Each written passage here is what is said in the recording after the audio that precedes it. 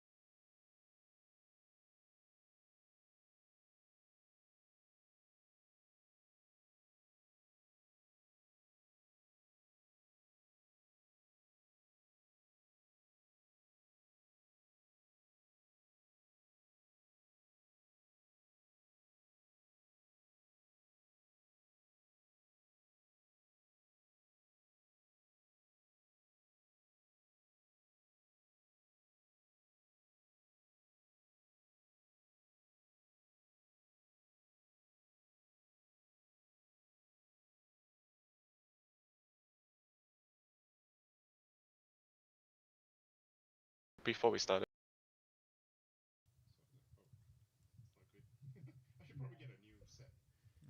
All right, here we go.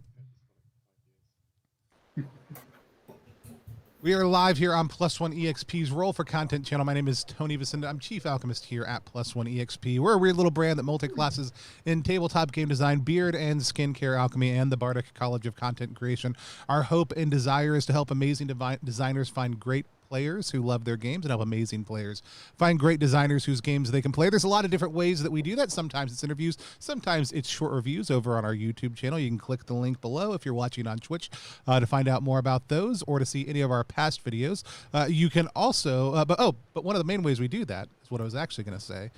Is by sitting down and playing games with the designer. Today, we are playing Thursday, which is a Belonging Outside Belonging game that I backed last Zine Quest 3. I also have plugged Thursday more than I've plugged any other game in the history of mankind because I had a running trope of reviewing it almost every stream for like a week and a half and just pretending like I hadn't done it before because it's a game inspired by tales like Russian Doll or Groundhog's Day where players are stuck in a time loop. Let's hear from the designer a little bit about the game though. Eli, tell people who you are, what you do, where they can find you online, and tell us a little bit about Thursday. Absolutely. Hello, my name's Eli Seitz. I use he, him. My pronouns are he, him. And I wrote this game called Thursday, which is inspired by Russian Doll, the Netflix series, and the movies like Groundhog Day or the animated movie, The Girl Who Leapt Through Time. And it's about classic time loop stories of people getting stuck in a time loop and going through a journey of introspection and dark comedy and dying a lot to very funny things. And that's a little bit of what we're going to do today.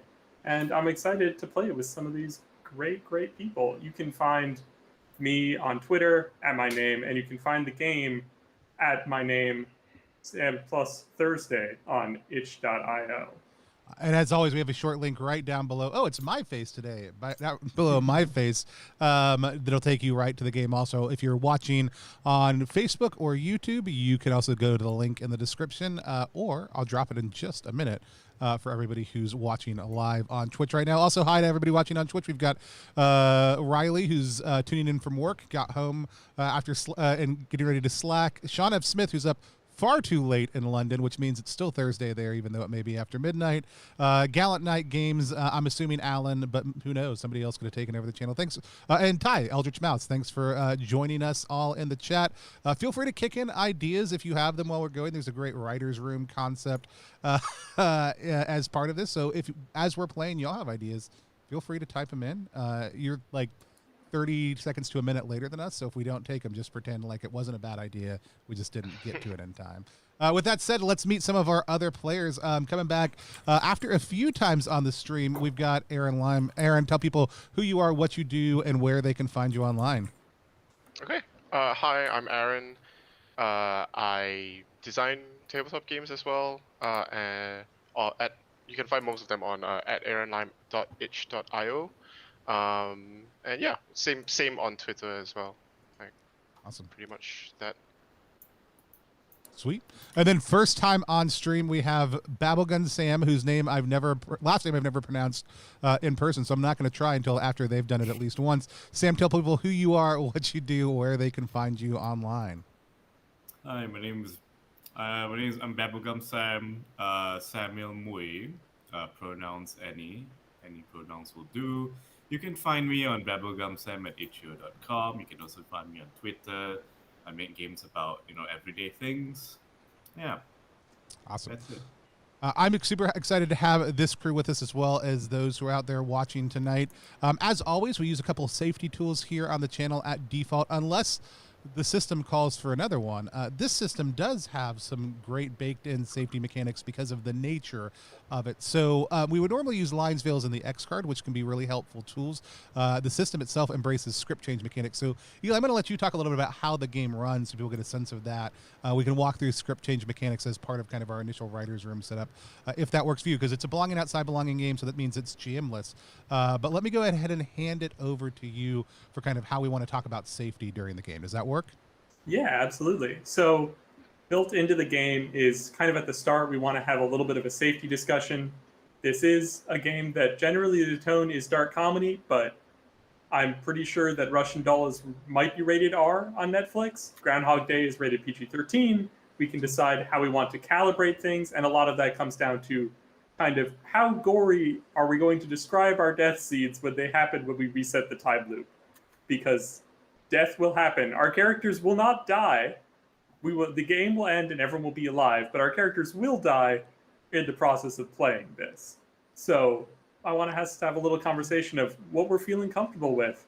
I'm thinking probably about PG-13, and I'm going to throw out that I'm not a super big fan of eye things or needles, so let's avoid those.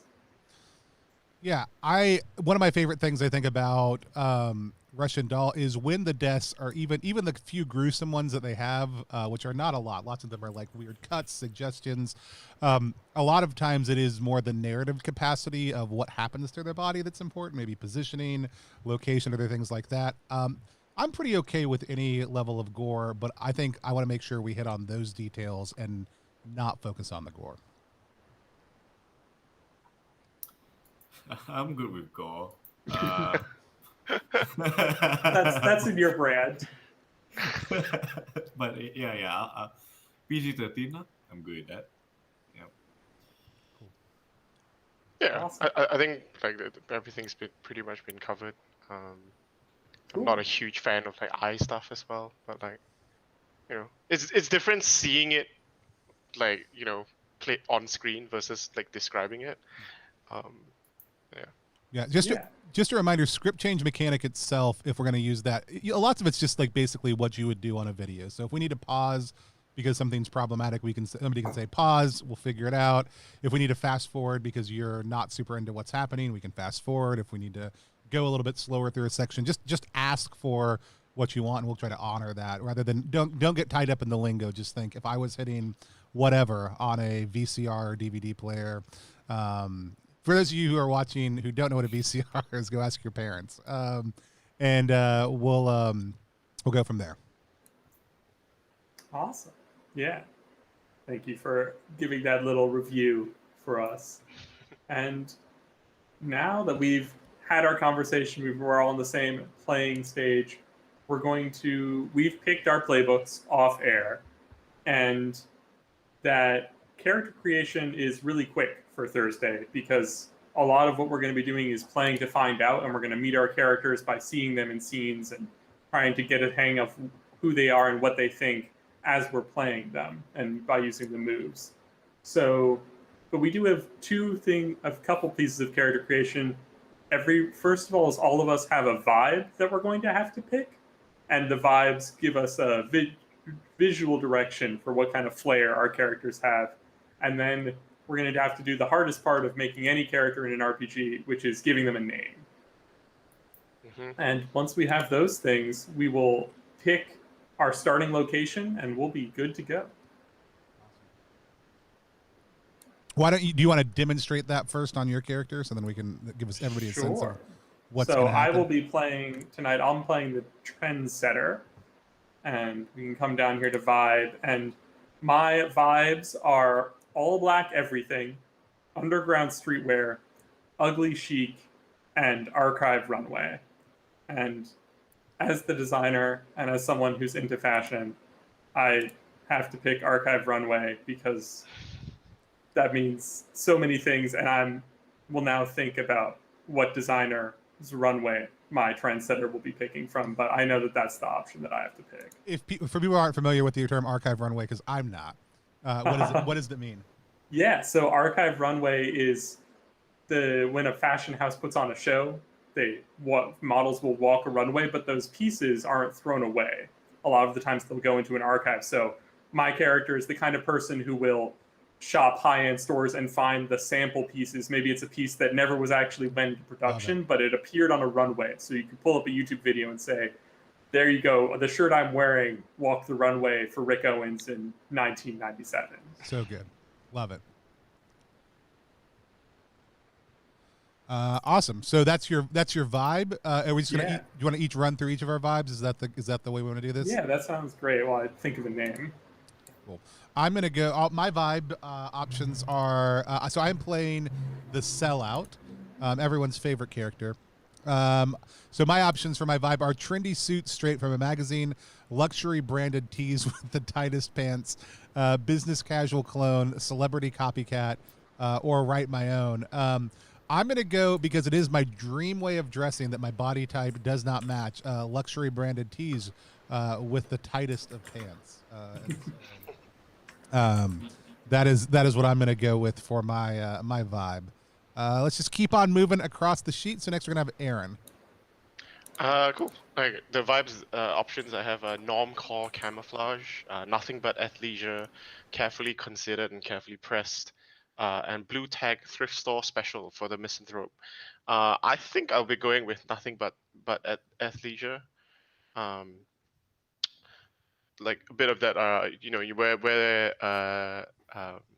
tennis, like sweatbands on the arms and forehead all the time, but has never played tennis in their life. Love it. Awesome.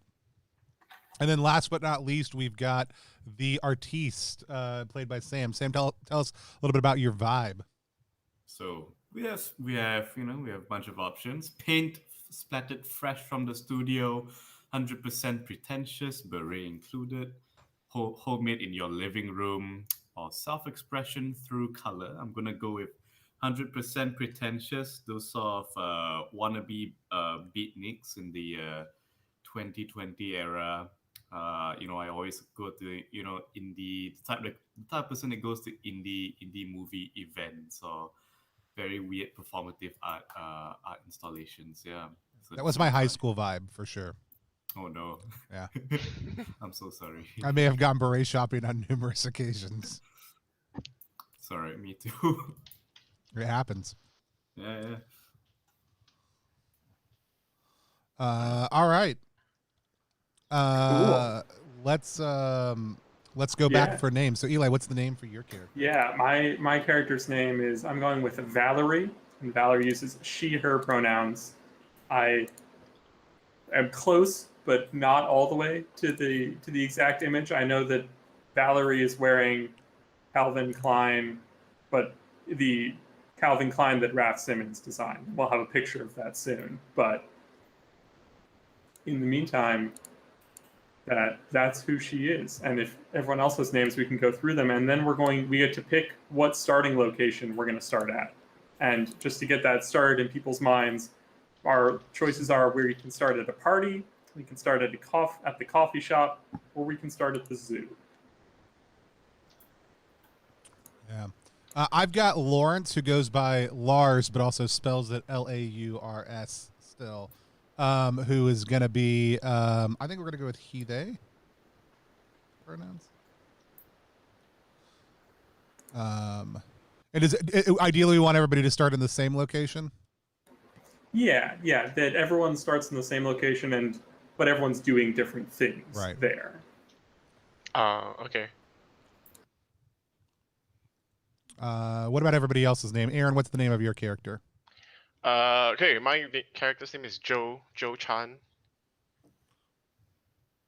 Awesome. And I'm Genevieve. Excellent. All right. Pronouns he, him, by the way, sorry. That's fine. Just clear. All right, and we have a couple options, you said, for starting locations? Yeah. So, as I said before, is that everyone is going to be, we're all at the same location, but people are doing different things depending on what their archetype is. So, for example, for the party, the trendsetter is attending the party in their honor, or they could be on a bad date at the coffee shop or roaming the zoo looking for adventure. So our three options are a party, the coffee shop, or the zoo. Personally, I'm partial to either the party or the zoo. The party for feeling a little bit more standard Russian doll, and the zoo for feeling a little bit more wacky out there adventures. I liked barista and zoo best, mainly because it didn't require me to mentally think of a lot of NPCs all at the very start of the thing. So, however, I'm good with any of them. I'm good with any of them as well,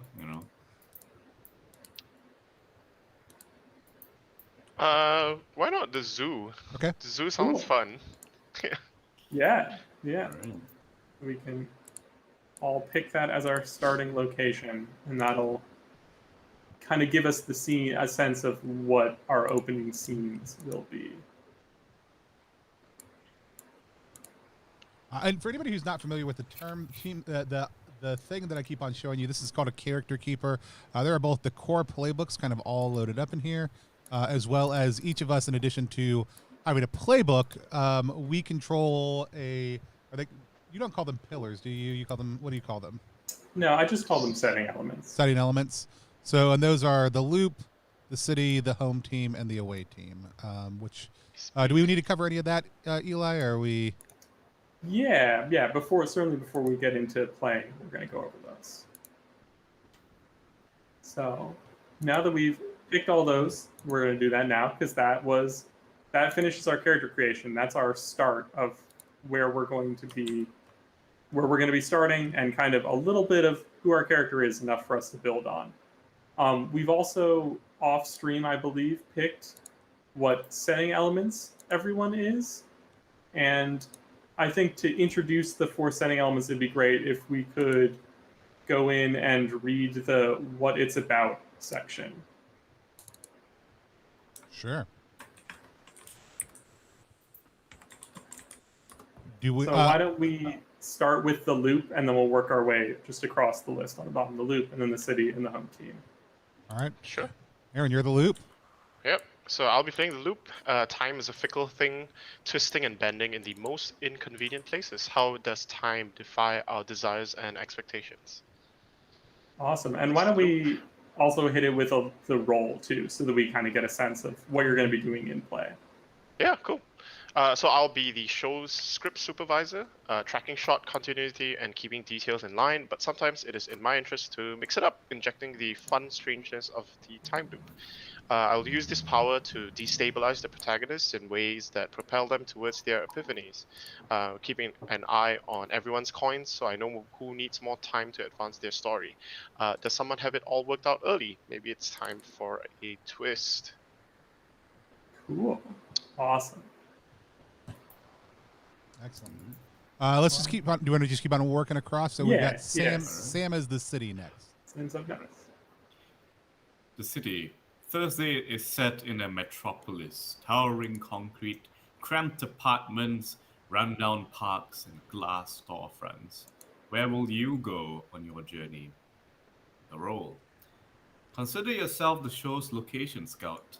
Familiarize yourself with the list of locales and the play materials, and be ready to offer suggestions. Consider how the physical elements reinforce your show's themes, and work with the loop to build familiarity and repetition. Love it. All right. Cool. I will be playing the home team. No one is entirely alone. We all have friends, family, mentors, and even kind-hearted strangers. When things are bad, there are people we can turn to, even if our pride might hold us back. And for role, you are responsible for half of the show's casting, specifically all the positive influences. Always be ready to offer a way out of a jam or supply a friendly face. Use the relationship and name tables in the play materials broadly, sharing with the away team. There's no need to personally describe and play every friendly character. Hand them off or collaborate with the table to determine their deal. Awesome. And then I'm going to be playing the away team. So sometimes the world just doesn't care. The city is a crowded place with its fair share of douchebags, assholes, and general bastards. My role is that I am the other half of the casting director. It's my job to cast the antagonist from the shitty ex to the person who trips you up just because they think it's funny. Use the relationships and name tables and the play materials broadly, sharing with the home team. There's no need to personally describe and play every antagonist character. Hand them off and collaborate with the table to determine their deal. Awesome. So that's what we're going to be up to with the setting elements, and each of the setting elements have some moves that will come up in play that you can use as you see fit for your setting element. Cool. I think now is a good chance that I realized that we haven't really talked about what our goal is in playing this, so I'm going to read a section from the book itself about play to find out and what we're playing towards. So, we all have a thing. Sometimes it's a person or an object, other times it's a moment in our past. We may not even know it's there, but it holds us back and ties us down. Each player is trapped in the loop for a reason. They have a problem, a hang-up, or a connection that haunts them.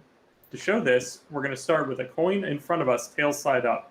This embodies the thing that holds our characters back. Our goal as the player is to find out what the problem is, and by using the moves and questions in our playbook to seek out an epiphany and uncover what lies at the core of our character. Using this knowledge, we can correct the course and escape the time loop. So, if we were playing in person, we'd all have coins in front of us. Instead, we just have a little flipper choice icon in the character keeper that says tails and heads. But we're all going to start with tails, and we're all going to play to figure out who our character is. And we're probably going to play until one of us has flipped it to heads up. So that's what we're going for. Awesome. Cool. And I think that covers. I also want to give everyone a chance to flip down and look at their moves in the character keeper, because those will be very helpful. I don't want anyone feeling like we're moving too fast and you're not sure what it is. And while we're discussing that, I can talk a little bit about belonging outside belonging kind of for the stream and also to get us started in setting scene, which is that Thursday is based on belonging outside belonging, which is a GM-less system. No one person here at this table is the GM, even though I wrote it and I'm talking the most. That's just because I know it right now. But when we play, all of us will be contributing. And generally how Scenes in Thursday go is that we pick a primary character that we're going to be focusing on, and that the loop helps us pick that character and figure out the situation, and then the city in charge of location will tell us where we are, and then the home team and the away team will kind of collaborate to build in NPCs, and then we just play out a scene. And as you play through the scene, characters have available to them regular moves, strong moves, and weak moves. Regular moves they can play at any time. Weak moves, when they make them, they gain a token, and strong moves, when they make them, cost a token. So before our characters can do any strong moves, they'll need to make a weak move. And that about covers it. We're going to start off with what I kind of think of as the pilot episode for our show, which is going to be, we're going to see all of our characters kind of the first time through the loop, and everyone's going to get some screen time before anything strange happens. Awesome. Do we have any volunteers for going first? Does anyone have a good scene idea to how to introduce your character at the zoo?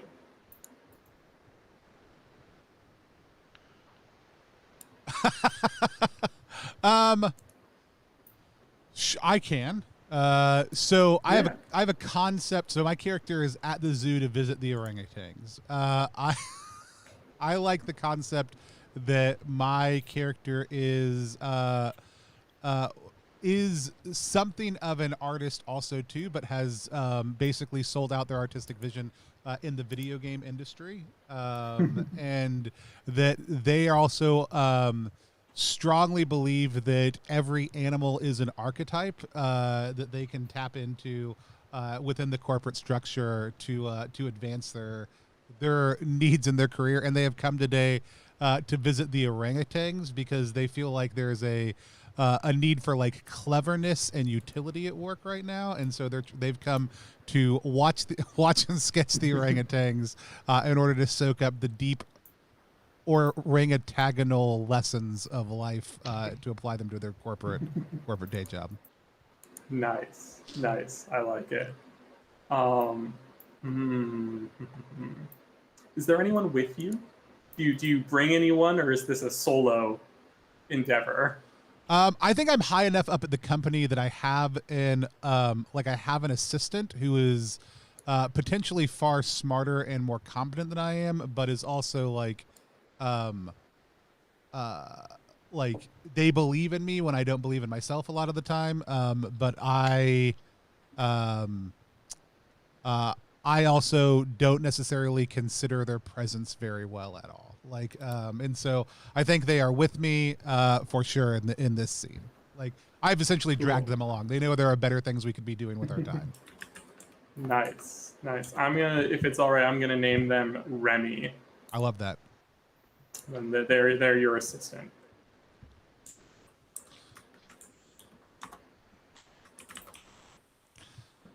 And then, is there anybody else who thinks they might be nearby? I guess we're all at the zoo, or is that something better to look for in the background? I think we can look for that in the background. Okay. I think it's. I mean, I guess the question that I would ask you as the away team is, you come to the zoo fairly often. Have you made any enemies here doing this practice? Yeah, there are two people, one of whom same two people. There's one who is a rival I have within the video game company that I run, which I guess we should maybe establish the name of at some point in time, but for right now it's just the video, who knows I do this, and so they come and study whatever animal eats or preys on the animal that I'm studying. They come to study that animal. So that's one. I think there's also a kid who's here who really hates the last game I made, and who recognizes me as one of the creators. Good. Good. Do you wanna pick some names for them, or do you want? No, we can. The rest let's of us see. can figure it out. Do we? Is there a master name list, or am I just? Oh, here we go. Yeah. If you scroll over Yeah, I on found your character, we got some on. Let's go with Zoe for my rival. Cool. Let's go with Briar for the kid. And when I say kid, I mean like he is like upper elementary, 10 to 12. Like the game is obviously a hyper violent game that they should not have played at all. And like they have a shirt from, let's say it's like the third in a series, and they have a shirt on from the first game in the series. Nice. Awesome. Well, I think we're gonna go into this scene. I'll take Remy, your assistant, but it'd be kind of hard for you to also play Zoe as well as play your character. So do you want to pass that off to someone else and just give them a one-liner about what their deal is? Yeah. So, Sam, do you want to take Zoe? I don't think I'm good at playing kids, so I'll pass it along. Okay, Oh, Aaron. Zoe's the rival, right? The rival Zoe's who, and I think what Zoe wants to do is establish dominance. Oh, okay, I can do that. Okay. Cool. Yeah. All right. Nice. Let me spread my legs a bit. Our stance. So, Sam, are you taking on Zoe? Or are you? All right. Yes. You got it. All right. And then, so Aaron, do you want to take on Briar if they show up? Yeah, if they show up, yeah. Cool. Awesome. Okay. So I think like I've got like a sketch pad out, like a digital, like an iPad, and I'm like just sketching orangutans very loosely, like monitoring their motions. Like I've got like tools question mark written down, and then like a bunch of drawings like down below of potential like orangutan tools. Sir, we already like sent things off to the concept art team. Like we've got all these art pieces back at the office. Like I'm not sure if this is the best use of our time. Right. I know, but like we've got to think about the different tools in our tool belt, just like the orangutan thinks about like what are the things around it can use. And so the art's done, but I think the real question is like is it done? Like is it something not only that works for the game, but are we going to be able to really sell it the way that we need to? And I don't know that we've hit that spot yet. I think this is a good time for Zoe to come in, and as you're saying that, you suddenly hear like this very deep sort of like a raspy voice, and you turn around, and it's your old rival Zoe, smoking a cigarette, dressed in clothing that's way too hot for a zoo, but she doesn't give a shit. It goes like, "Oh, Lawrence, still working with traditional software, I see." And then she whips out a laptop, and you see like there's like a whole motion capture setup on the screen, and she's been she says, "Oh, I've been motion capturing the tigers. Put one in a suit for the upcoming project." And yet, what have you been doing? Well, I mean, Lawrence? some of us like to actually do the work ourselves instead of just slapping some bops on a tiger and calling it a day. Efficiency over your pretentious craft. This is why I've shipped 5 games in the last year alone. How many have you shipped, Lawrence? Look, you know what? Like the 5 games you shipped out, like 3 of them aren't worth anything. Like they've been at they're like bargain basement games. Like 2 of them are mediocre at best. I think Remy leans forward and say, "They've sold very, very well." Someone doesn't read the news, but it's okay. It's okay. So it doesn't read the sales reports. Look, like they've done fine, I guess, in U.S. market, but in the European market, no one's given like even cares about them. The market, it's all in China, baby. I'm gonna act to make the situation infinitely worse. So I was like, I bet these tigers aren't even any good, and I'm gonna lean over and like spill my drink on the laptop. Excellent. Excellent. I love it. I dropped the laptop. It's basically it goes everywhere and goes and okay, trying to make it worse, right? Yeah. How worse for you or worse for Zoe?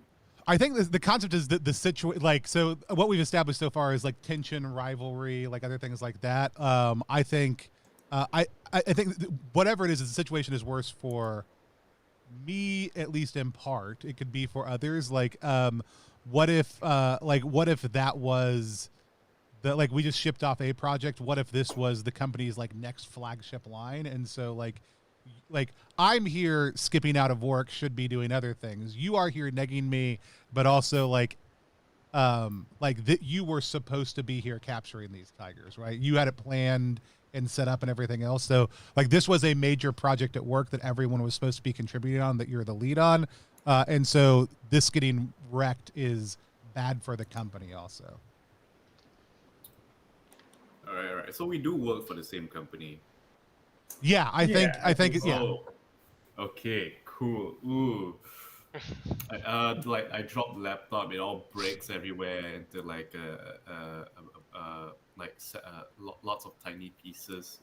Keys, little keyboard keys are sort of like rolling everywhere. And then I did. I just sort of like I try and I start like screaming very loudly where all the children can see me. I try and like pick up the pieces and put them together, but it doesn't work. And what happens is that feel free to like interject or whatever. But I think what happens is that I accidentally kick the broken laptop into the orangutan enclosure. Beautiful. Yeah. In the background, like the you say there were kids watching, right? Like there's this one kid with the Death Shot Reborn 1 T-shirt, and it's just like looking at that, rolling his eyes, and like posting something on like Reddit. I was like, developers are fighting at the zoo again. I think we're gonna see more delays. I think orangutans are confirmed enemy. In the next game. The real big fans of the show realize that in the background, if you look really closely and you blow up the frame, you can see one of the orangutans has picked up the laptop and started writing Hamlet on the keyboard. You have to zoom in really close, but it's there. It's there. Sorry, I said they posted on Reddit. They actually posted on Reset Era. Awesome. Continuity Era.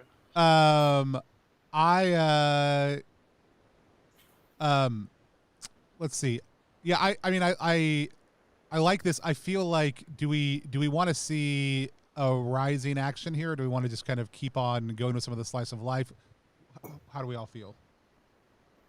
Yeah, I think that we can stay on this for a little while longer, if that's good with you, and then we can cut away to someone else and give them some introduction. Cool. So we see the screen, we see the orangutan has the laptop now. Now it's somehow gotten it working again. I start freaking out, and just like I think I like, because it's using a tool, like I've just completely like ignored the fact that like Zoe is screaming and yelling at me, and maybe like I'm like, Remy, like fix this, and then I just like pick up my tab and like I'm leaning like out over the orangutan enclosure, just trying to get like a better angle on this. Beautiful. I think they're like trying to spot you, but not doing the best job of. They're not entirely sure what to do with this situation. They're they're freaking out a little bit. Yeah, and like I'm drawing like the orangutan on on the laptop, and I think this is like me. I'm basically like acting in my benefit and no one else's. Like I've completely ignored the huge issue I've made by destroying the work. I've tossed like Remy into the middle of this aggressive situation with Zoe, and I'm just like totally zoned in on the work that I want to be doing. I think I have a suggestion to make. Yeah. Like you basically want to use your move basically said make this worse, right? So I want to make this worse for you as well. So maybe Zoe will push you inside the orangutan enclosure, or maybe like she throws your stuff inside the. Oh inside. yeah, I think I'd like, tell me how you guys think about this. Is that Remy goes over to Zoe and is trying to like calm things down, and Zoe blows up a little bit in Remy's face, and Remy starts backing up and backs into Lars and bumps Lars over the comically low fence for what should be an encasement to enclose wild animals. Yeah. I love that. I guess my question is this: at what point do we want to introduce a death, or not? I don't think you have to die now. No, I don't. Yeah. I don't. I think this is an excellent die point in future loops, also depending on how I fall. Like that. I think that's my question is a little bit more of a design conversation. A little bit more of a narrative conversation. I'd like to get a shot at everyone before we do the Sweet. first death. So I think that if everyone's all right, why don't we cut this scene on Lars like landing and looking up startled and looking eye to eye with an orangutan. I love that. And then That we yeah, cut away. that's a great angle. Yeah. Love it. Awesome. Who wants to go first? Who wants to go next? We already went first. Cool. I can go. I'm currently dragged to the zoo on a double date. Even though, yeah. Wow, sounds like we've got some NPCs then. Yeah. Who has dragged you to the zoo on this double date? I think it's my sister. Who is concerned about me and has like tried to set me up with a friend of hers. I am like kind of oblivious that this is a date, and I thought just like, we're just going to the zoo, right? Like to do stuff with your friend and your boyfriend, and like, sure, fine. Like this is my one family obligation this month. I'll do it. Yeah. Actually, what if one of either hold on? What if either Valerie or Genevieve is the girl you're meeting? Oh, that could be fun. Yeah. That could be fun. Yeah. What do you think, Sam? Are you interested in playing that role? I think we are both equally good options. I'm just wondering which of us will bring out the worst Joe. Because we're both pretentious fucks, you know. It's true. It's absolutely true. Why don't we see what the artist can do with the misanthrope? All right, let's see. Nice. And I think that we've got your sister's name is Lynn, and their boyfriend is Amar. Cool. Lynn and Amar. So if we're playing all Tony, do you want either Lynn or Amar? I'm happy to be either of them. Is one of them more of an away team side of characters than the other? Yeah. Like, I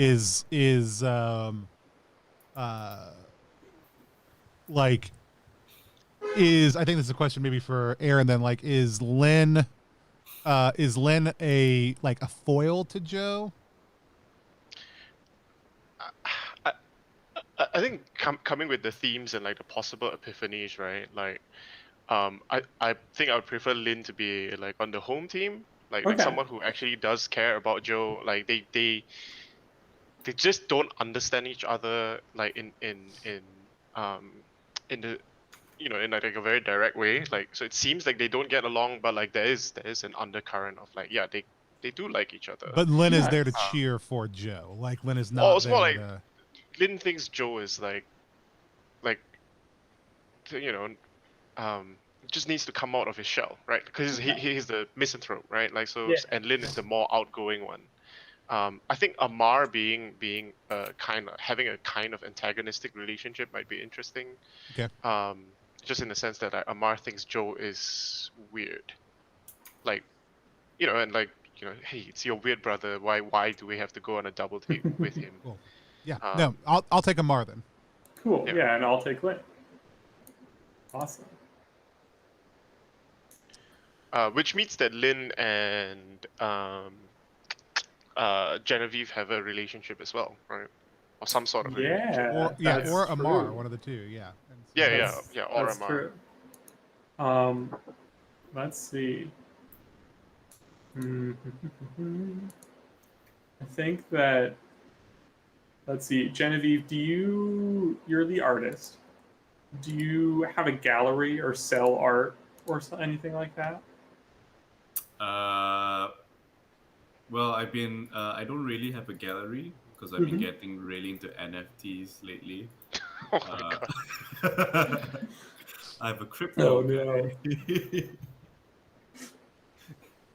Wait, you have a what? I'm sorry, I missed it. I have a crypto guy. I got someone to handle my crypto. Oh no, the worst kind of artist. Beautiful. I think that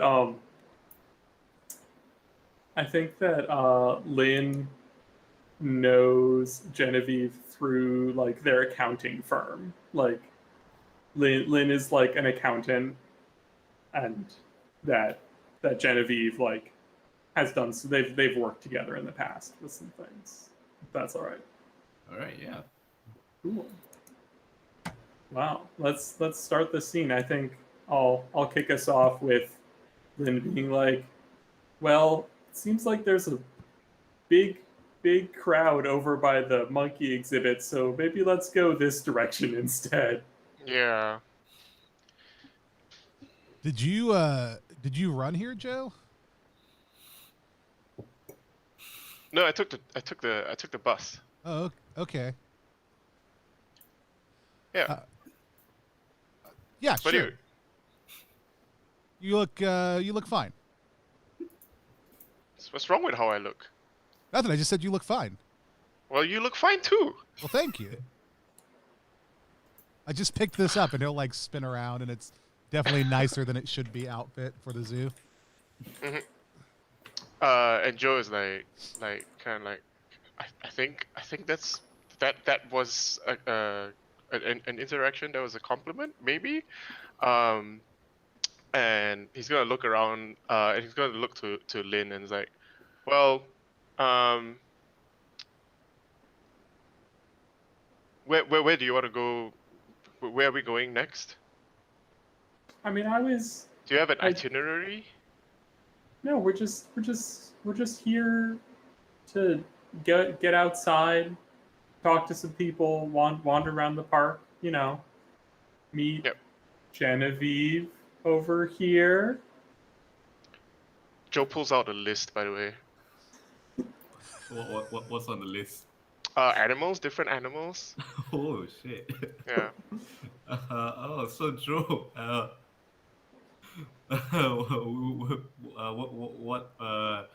what animals you're thinking of going to next? Well, I mean, I didn't set the agenda for today, but I do have a list. It's good to always be prepared and have a plan. Always have a plan. What's on the list? I think you see the list. It has a weird order, and like there's been stuff that's been crossed out and rearranged into different orders. So like currently snakes are on the top. like the reptile room is like cool, and then the big cats, and then the small cats, and then the big dogs. I don't know if they are big dogs. Are they? What kind of a zoo is this? And then It's a zoo with some big dogs, and so Yeah, actually, yeah. big dogs. And then Big there's dogs is a- one of the vendor carts. They just got really big hot dogs. Yeah. There's a star next to the orangutans as well. Um, and there's something that there's a note there that says tools question mark. What does that mean? There's also tools question mark next to snakes, so Okay. and a star next to snakes as well. It's just like I mean he folds the note that note paper and like puts it back into like his tracksuit. Like he's wearing like a full-on tracksuit with like the um uh the headband and the sweatbands on the arms, but loafers like on his feet. Very stylish. Yeah. Actually, no, not loafers. Like it's be prepared all the time, right? Like it's like pretty solid boots, right? Like hiking boots. Yeah. Well, I mean, I didn't make a list, but it looks like you did. So, where are we going? Well, you said that it looks like there's a commotion by the orangutans, so maybe we can go to the snakes. You know. Sure, I love snakes. Yeah. I mean, you know, like seems like a weird start, but I guess. I want to ask Joe, like, as you're walking there, like, so what do you do for a living, Joe?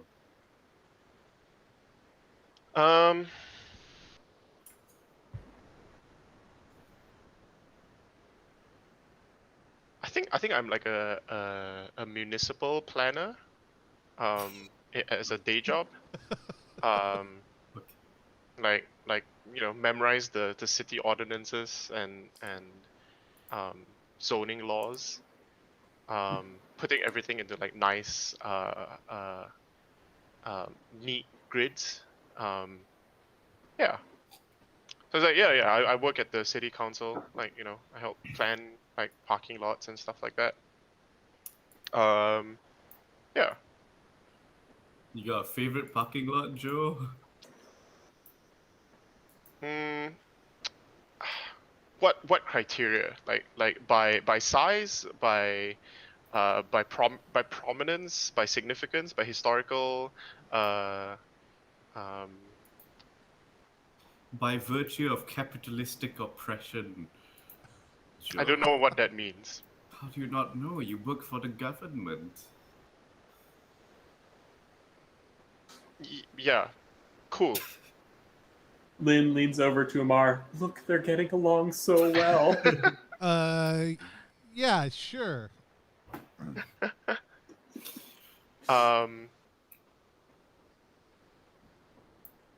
You know what? I'm gonna get everybody some big dogs. Just hold on here for a second. He steps over to the big dog cart. Interesting. So what do you do? I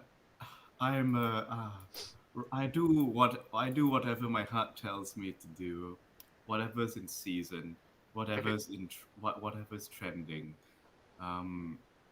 Recently I recently got into the NFT market, and I'm actually here at the zoo to look with the intention to see if any of these animals can be turned into non-fungible tokens.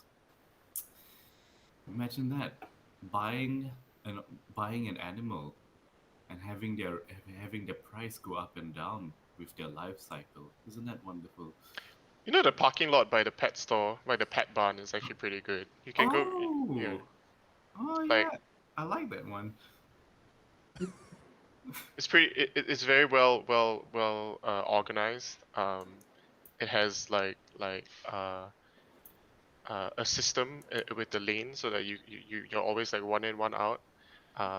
And like the way they've organized like their disabled parking spots and the the electric vehicle charging stations. That's kind of like on the forefront. Like that's where we're going to be moving to in the next few years. I'm going to be redesigning a bunch of, well, not redesign. Well, I won't be redesigning it. I'll be um, um, writing up like the best practices papers to like distribute them to like other, yeah, and so on. I don't know how much more I can talk about So parking lot design. Yeah. I bring the big dogs back. Amar brings the big dogs back over, and he's like, that's $10 each. Sorry, big dogs? Wait. Wait, is it an actual dog or is it like a hot dog? It's hot. It's like a big hot dog. Oh, sorry. I don't eat processed food, Amar. Oh no, I got you the vegan dog. Vegan food is processed food. I mean, I guess, isn't it made like out of vegetables and stuff? It is innately exploitative, the vegan food industry. But I think as I say this, you can see like I'm sort of like hanging on to every word Joe is saying, like as if I've activated a regular move and I found a sudden stream of inspiration because Nice. it's just so boring.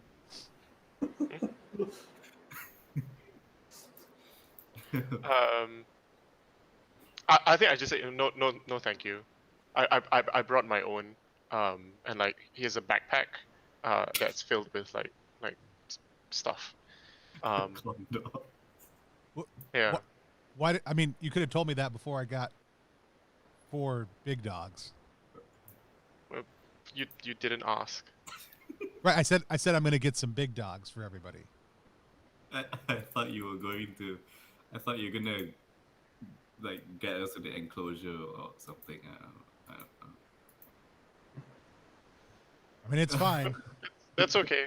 I think Joe is like, yeah, that's okay, but still makes no motion to like take a big dog or like pay for it or anything. And he's just moving across, and it's like, okay, I know the best way to get there. Like the way they've designed the zoo. You know, I studied the map ahead of time, so. And he pulls out like several versions of the maps. And he like there's one that like says option D on it, with the snakes, the reptile house first, and the orangutan enclosure like third or fourth, and like puts the rest of the maps back into the bag and like pulls out this one. He's like, okay. Nice. Oh man. Am I upsetting Amar? Oh, you absolutely upset Amar. I'm gonna upset. I mean, I upset someone by accident, right? Yeah. Like so. Yeah. Yeah, I was trying to give you a couple options for how you wanted to Yeah, play yeah, out yeah. your weak moves in that. I'll take a token there. Like just Joe is just following routine above all else, following what his idea of like what a trip to the zoo is like. And then he turns to like Lynn and like Genevieve and Amar and is like, oh, you don't have to.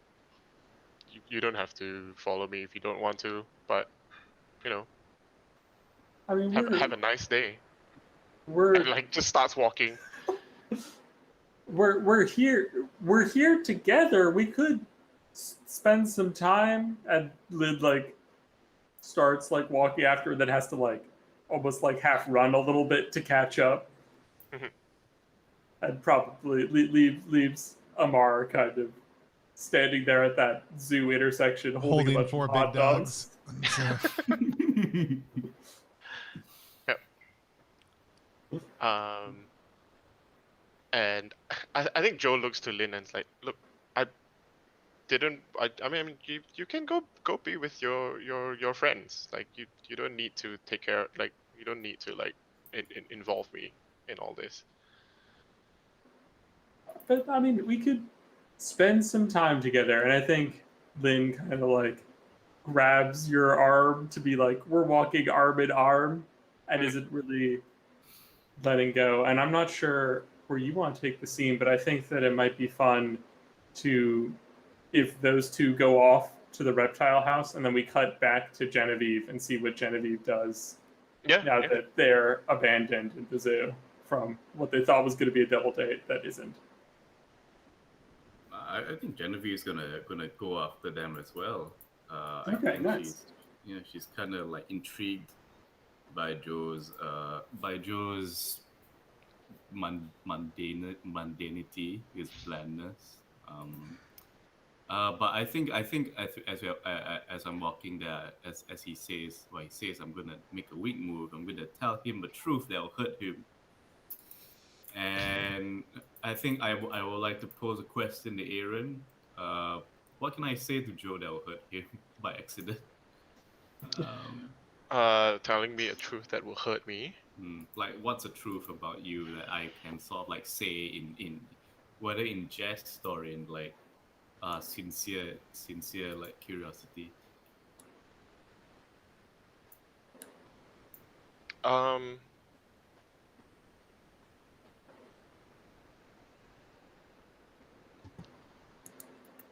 I think the idea that he's a burden to someone.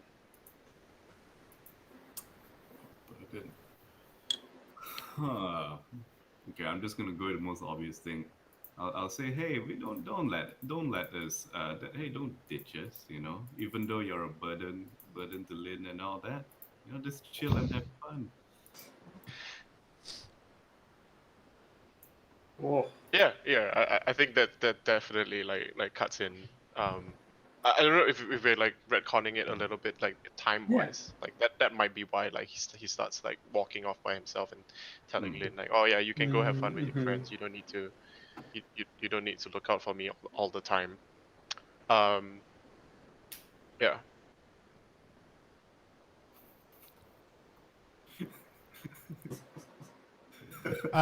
You get to the snake house, and there's like a janitor who's like, nope, snake house is closed.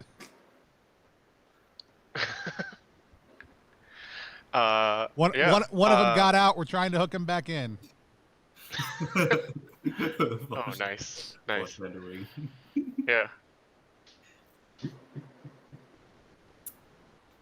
Yeah. So I think we're just standing around there, and it's like, okay, like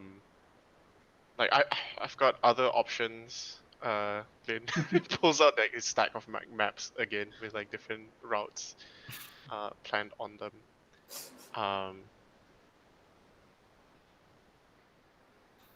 Nice. Do we think that this scene has kind of hit the moments that we want it to hit? Yeah, cutting away. I think it might be it might be a good time to cut away actually, because I think we got an introduction to like several. We've seen what Joe and Genevieve are a little bit about. Mm-hmm. Well, I think that Tony's comment gave me an idea for what Valerie's intro scene is. So I think that let me look at this name list. I think Valerie and her accomplice, Yusuf, can be seen. Our opening shot is in the reptile house, about to kidnap one of the snakes. Because these things are connected. They go together.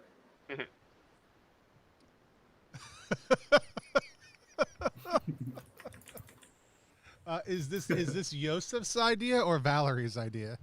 I think it's Valerie's idea, because Valerie's starting location is roaming the zoo looking for adventure, and so I think this is kind of what it was. I think that she came to the zoo interested in abducting an iguana. That was her first choice. But when they got to the zoo, Valerie felt the iguanas were a little too sluggish. Like, they didn't actually look all that exciting. But this python over here is really cute. So I want one of those. I love it. So does someone want to play Yusuf? I think that Yusuf's deal is kind of that they're also a little bit of an adventure seeker, and that we just hype each other up. That, like, if we're bad, if either of us are bad by ourselves, together we're 4 times as worse. It's just multiplicative of the kind of shit that we get up to. Okay. Aaron, do you want to take Yusuf? Yeah, sure, I can. He's vaping. Nice. It's got like lights on the vape rig. Like it's a customized one, right? Like he's made his own. Is it? Is it like abstract or is it shaped?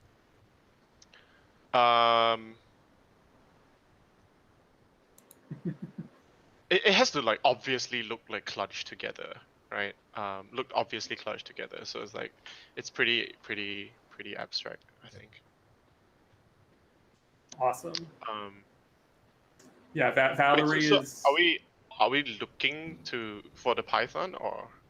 I think that Valerie turns to you and says, "All right, you keep watch," and then Valerie goes to attempt something foolish and pick the door, like the lock, to open, get into like the back, to walk into the enclosure, and that's one of Valerie's regular moves. And it says attempt something foolish, but this is foolish enough that I think that she just does it, and like that time spent on YouTube watching videos has paid off, and she picks this basic lock that the zoo has put on the enclosure and pops it open and walks into that enclosure and to try to pick up her new pet. And looking out from the inside of the enclosure, out of the enclosure, through the glass, she sees her ex. And I'm gonna make the weak move. See someone who hates your guts. So, Tony, as the away team, why don't you tell me about Valerie's ex? Yeah, so Valerie's ex is a he's a city council member, because that feels like a good potential entanglement I love it. for later on. He's a city council member who is council. It's really weird. He always made you call him councilman. Like, it was really weird. Like, his first name was Trevin, but he really liked being Councilman Rodriguez. Like, that was like, he really wanted everyone to call him that, including you. And so the councilman is, and I like the idea that this is an older individual who, like, when people kind of initially see the characters, like, might make assumptions about why somebody this significantly older than you and you were dating. And so you see them from the outside, and it looks like they are like talking to a group of people who are like incredibly like museum staff, and they're like gesturing broadly, and they're like pointing at a couple different things, and then they look over and make eye contact with you inside the enclosure. Great. Yeah, Valerie just like, we get the split second where like eyes meet with the glass in the middle, and then Valerie dives to grab that python. I love the idea that like the glass is soundproof, because snakes do not like a lot of noise. So you just see like a lot of yelling, and like you see Councilman Rodriguez grabbing the like zoo like curator and like shaking them, and like they're obviously talking to a bunch of businessmen and like pointing and like trying to get people to do something about this. Great. I think at this point Valerie has got the snake and is kind of half dragging it, half carrying it out the way they came, What is Yusuf doing, or are you just completely unaware as vaping by the door? Yusuf has like gone away from the door and is like chatting up like a group of college students Beautiful. and like showing off the vape rig. It's like yeah. I made this myself. Yeah. Oh, man, the output is like way better than like there's like an extra filter in here. You're gonna get a much cleaner pull from it. Yeah, that kind of thing. Like absolutely not actually keeping watch. Like he did keep watch for like 2 minutes and then Yeah. got distracted. Yeah. Valerie. In fact, he's Valerie, probably trying to sell weed to the college student. excellent. Yeah. Valerie bursts open, and they burst through it with the stake, and it's just, Yusuf, we gotta go. The councilman is here. Oh shit! And like pulls all the little baggies back into like his jacket, but not before he like 1 second like writes his phone number down, like gives it to just call me, and like just runs across to you. Looks around, like realizes that he doesn't have anything to like help you like hold the snake with, kicks a garbage can over, pulls the can, like I think it's one of those, but there's like an internal like thing, and like grabs it, like just rubbish everywhere, steps on like a banana peel, like almost slips, and then like catches up to you and is like, okay, you can put it in here. Perfect. That's great. And then just trying to stuff this python into the garbage can. Ooh, it's a big one. It's really heavy. What does it smell? I didn't think snakes would smell so weird. It's fine. My apartment's got plenty of space. I always say how lonely it is. Like we cut over to a nearby but like visibly separated part of the zoo where like the councilman has found some like zoo security guards, and like with the museum or the with the zoo curator like trying to like deploy everybody actively. Excellent. And I think that just Yusuf and Valerie are just running, carrying this trash can between them that may or may not have a python inside of it. And I think we can keep that scene short and sweet. And I'd like to jump back to, maybe we jump back to Lars, and we'll cycle back to the beginning, and then we can end this first loop. Cool. All right. So we see Lars like face to face with the orangutan. Yeah. The orangutan is holding a busted up laptop that they've written Hamlet on partially. On the edges. It's just the word Hamlet. Like there's not like we can just see it like on the broken half. Like the screen is like half like totally not working and half working, but it just says Hamlet across the top. Can I make a suggestion? Yeah. It says Hamlet up the top, and then two families both alike in. It's the opening of Romeo and Juliet. It's like, oh god, it's like almost there. You don't have a lot of good chimp names in here. True. And so of my name list. Let's go with Coco. Coco the orangutan, not a chimp. We should Coco the orangutan. I think Coco is probably home team for sure. If Coco needs to be managed by anybody, Coco is also a creative soul who just wants to write a great novel one day. And so, I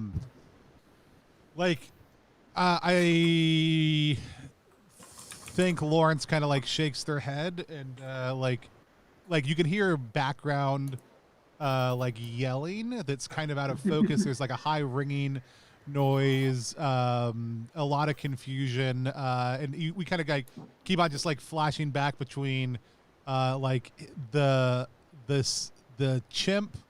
orangutan and like some things above, and like looking down at the pad, and we see tools again written down, and like there's just it's a very confused moment with no sense of like it's very obvious that Lars has become disoriented in this fall, and we see Remy almost through like it's maybe only like a 12-foot gap up. Like again, it should be much higher. Yeah. But like kind of out of focus, and then like saying something over and over again, and whatever it is, that's like they're repeating it, but Lars isn't able to make it out until like all of a sudden every kind of thing kind of snaps into focus. What's Remy saying? Remy is saying, behind you, because there's another orangutan, and Coco is a very gentle soul, but I think George is not. Yeah. George is Coco's mate, and George is very territorial, and George is just running at Lars.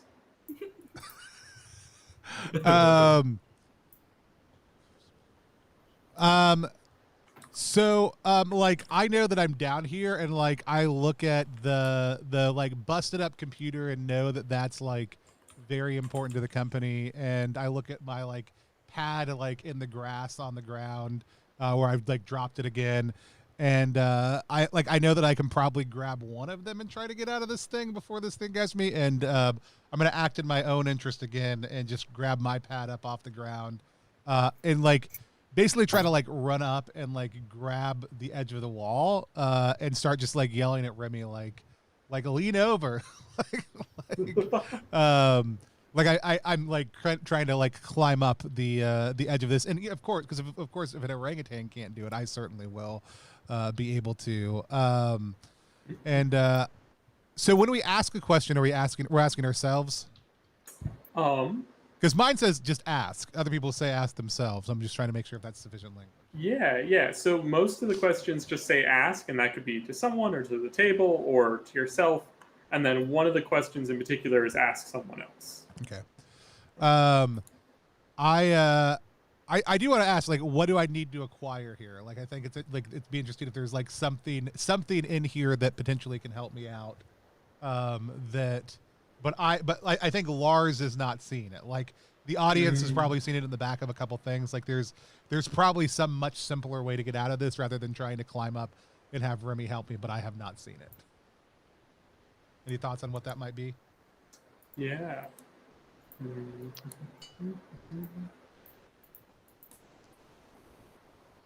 Yeah, what do you need to acquire here?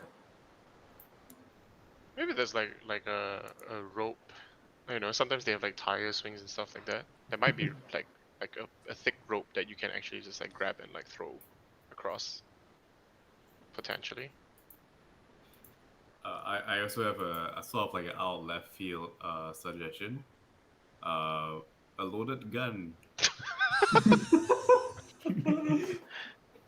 Just stowed away. I do love the idea that there's just like a lot of things that have fallen down here and nobody. That monkey has a gun. Nobody else has come down to pick them up. I like tires. I like that. Let's go with like I do like the idea of maybe like not a gun, but like maybe one of the like maybe there is some kind of tool down here because that seems to be an obsession point that's like a very like crude thing. Like maybe the monkey that's running at me has like some sort of hooked I'm sorry, it's an ape. Sorry, the ape, the orangutan. We're just going to speak very, very clinically here. The orangutan that is running at me is like has some sort of like hooked thing that it looks like it's gonna like try to like grab me with, but I also realize could be used to pull me up to the top of the thing. I think what about if like it's holding like a hook and like the hook has like a hole where you're like, I could attach the rope from the rope swing, and then you're like grappling hooks. What if the video game is like movement based and you have a grappling hook? I love that, and that's the epiphany I need to set me free. No, I love that. I'm trying to think if there's a strong move that gets connected to maybe some sort of along that lines. Ask someone, what do you believe in? Ask what is valuable.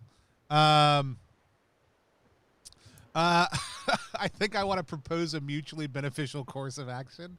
Like, so this thing's like running at me. I turn around, like, I actually think it gets me to, like, it pulls me back down, and I land like right next to this like pile of like food, and so, like we see, like I like propose, like I like it makes me maybe realize I have like a candy bar in my pocket, and like I pull it out, and I'm gonna try to like propose a swap to this this orangutan. Is anyone playing Coco? I think I've got George, or whichever the other one. You've got the George. aggressive one is. You've also Can got I play Remy. Coco? Sam, do you want to take Coco, the aggressive chimp? Orangutan. We're gonna get it right one. Yeah, yeah. Wait, Coco's the Coco's nice the friendly one. Sorry. I thought Coco's a friendly one. So you've got George also. I mean, we can hand it off. I figure, I don't know if they're doing all that much, but I think if you're making that move, I think this is how like the zookeepers get things back from George. Like when George steals things, they like trade him things. So it's a behavior that he already knows, and so you just happen to make just the right action, and he stops and trades you the candy bar for his like grappling hook head. Love it. So yeah, so yeah, I get it, and like I like run across the enclosure, and like jump on the swing, push my momentum over, and like am able to like from the swing like hook onto the bar, and try to pull myself up, and over. Nice. I think Remy's there, like trying to pull the rope and help you up. I want to say that Coco sees this happening, and makes a Vi to copy you, and so she climbs up after you. And as you escape, she also escapes. Like Coco is on the swing behind me, and like as I pull over, like jumps on my back. Yeah. I love that. Like Remy helps me over, like pulls me over, and like Coco takes off into the crowd. Beautiful. Beautiful. Yeah. Briar has this all on. This is an alternate universe where Vine is still around. You can just say TikTok, man. No, in this True. universe, Yeah, there- Vine grows and becomes the dominant platform. Yeah, Vine too. Vine too. All right. Beautiful. Nice. Do you want to cut to either Genevieve or Joe? I think at this point we've seen everyone, so dying is a weak move that's available to anyone at any time now that we've been through our pilot, and I think we just go until someone pulls the trigger, so to say. Yeah, I think I'd like to see a bit more of Genevieve because I think we primarily just had the interaction with Joe. Yeah. Maybe like Genevieve with Amar or like whatever else you want to get up to. I think Genevieve with Amara will be interesting. So like, you do like those fungibles, right? They're non-fungibles. It's Right. in the name Amar. Right. Sorry, what? Like, you buy them and then they don't funge. We don't buy them. I create them. You create them, other people buy them, sell them. Right, I got it. Well, that's an oversimplification, Amar. But okay, what do you do? What do you do, Amar? Oh, a little bit of this, a lot of buying, a lot of selling. Like that's why I'm all up in those fungies. Oh, what do you buy and sell? I mean, what do you got? I mean, like I bought these big dogs just a minute ago. Oh, okay. So you're unemployed. Can I make a suggestion? Weirdly, Yeah. Is this flirting? Is Amar flirting? Is Amar flirting? I mean, if that's or like a harder suggestion is like, is this plausibly deniable references to like an existing relationship? Hmm. oh, interesting. Existing relationship, I would leave up to Genevieve. Is Amar flirting? I'm 100% willing, if everyone's comfortable with it, to have Amar Yeah. be flirting. Actually, this is Yeah. Amara's idea. I want to say maybe because like he knew Joe's not gonna do anything. Joe is too much of a misanthrope to be to actually want to date Genevieve, and he actually wants to get in with Genevieve. That's why he set this up, or at least like he sort of like pushed Lynn to set this up. Oh, interesting. That makes sense. Yeah, yeah, All I right. see that. Yeah, if we're all comfortable with that, I'm totally down with it. Yeah. Hold on, I have to get myself in a slightly scumbaggier space than is the away As- team. As we peel back the mask on Amar, figure Yeah. out who he is. Unemployed, not quite. But you know, like if you want to see where I work sometime, you come downtown, check it out. It's a pretty cool place.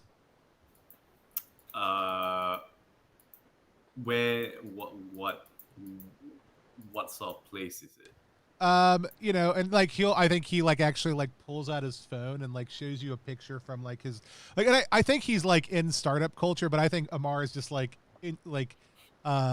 has like inherited wealth, right? He has done nothing with his life. He does buy and sell things. He is wealthy, but he is like this is my normal view from work, and I'll show you like this picture from like one of the tallest buildings downtown, like overlooking the skyscraper. There's something that clearly triggers like how douchey he is in the corner. Like it's a neon like abstract sculpture that is just gaudy as all get out. That I think probably offends whatever artistic sensibilities you might have. Well, yeah, I think definitely. I'm gonna judge him by my unspoken standards.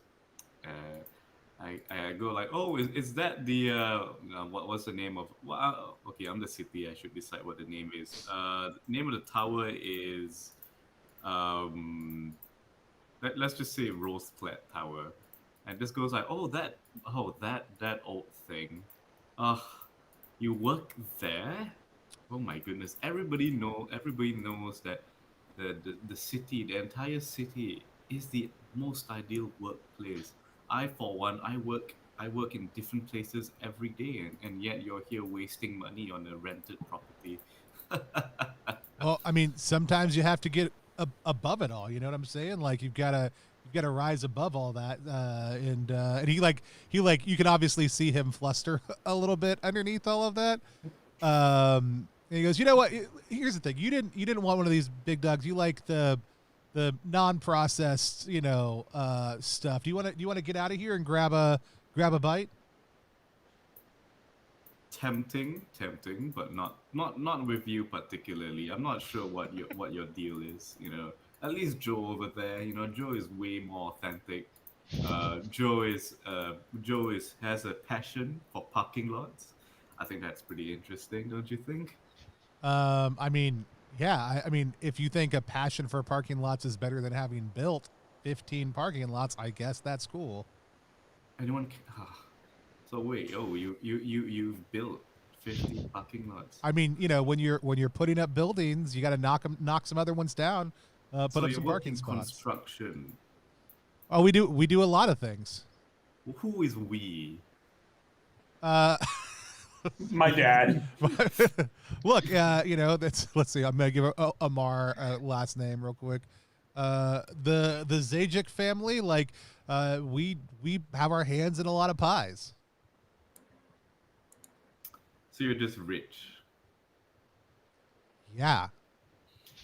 I'm gonna tell you a truth that'll hurt you. I'll go like.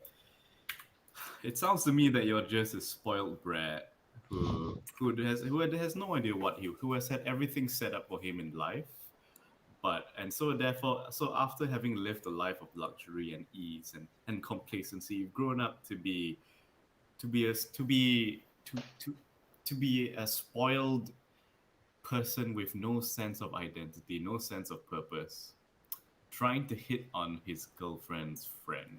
What?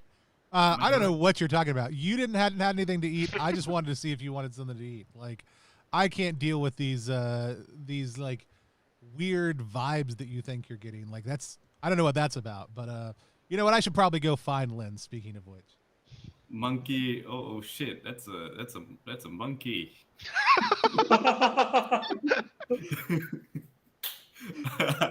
Both of us are gonna die. Nice. Beautiful. I'm gonna die. Nice. Basically, how this scene goes like, oh shit, is that a monkey? And then we see like this. The camera pans from like a high angle, and we see the image of like an orangutan with a hammer. Yeah. Tools. Tools. tools. It's George going after Coco. He's out. Incredible. So, how dying works, once one person at the table makes the die move, it happens to everyone. So, Mm. now that Sam has kind of popped the balloon, everyone else is going to go out. So, let's go around while everyone gets like a 30-second snapshot of what happens, and then we're going to reset the loop. And I think it might also be a good chance for a little break Sure, before sounds we great. come back. So I think I'll go first. That we see Valerie and Yusuf, and Valerie is running, and they're running with their trash can, and they make a quick turn and Valerie just gets taken out by a golf cart that's being driven too fast by an irresponsible zoo employee. Um, I love that. So you get hit by that. I think the trash can goes like rolling, rolling, rolling, like and we see like it come up and roll up behind and like hit into the back legs of Lars, and like Lars like doubles over. It was the python in a trash can. Is that what we had decided? Yes. Okay, Yeah. that's Yeah. and then like all of a sudden you just like hear a hissing noise, and then we just like cut like in like you get like a sense of motion around Lars's lower body, uh, and then screaming as it cuts to black.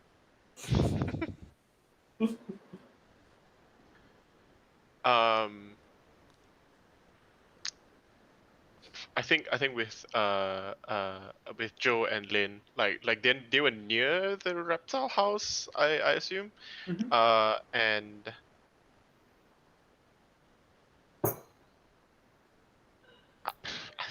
like really simple and weird. Like there's others like in all the commotion, like some of the other snakes had uh escaped. And like there's one that like just like slithers up behind Joe and like bites him in the leg and he falls over. Beautiful. So everyone has died. Everyone make sure to take a token, because we all made the weak move to die. So everyone gets a token for that. And we're going to take a little break, and then we'll be back with round 2. Awesome. So we are playing Thursday. What a concept. We are playing Thursday, which is a Belonging Outside Belonging game by Eli, who is with us right now. We will be back in. Let's just take about 5 minutes, so about 15 till the hour. We will come back and play a little bit more. Great.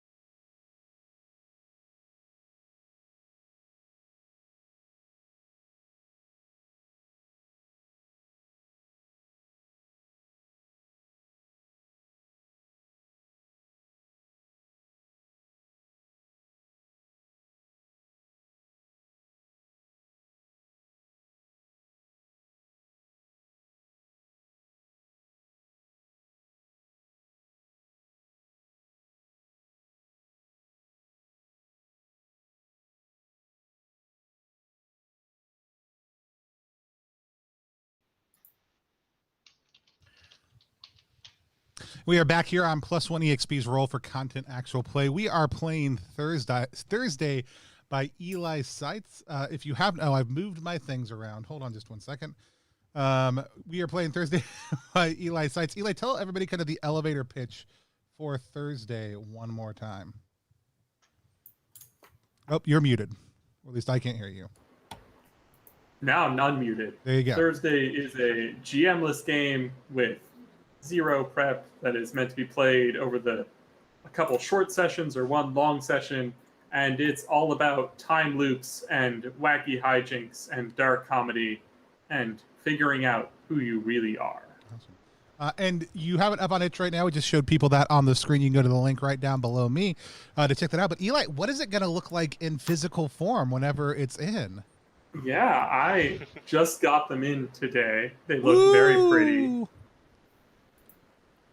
This one is on my desk. They're quite excellent. They also ship with, give me 1 second.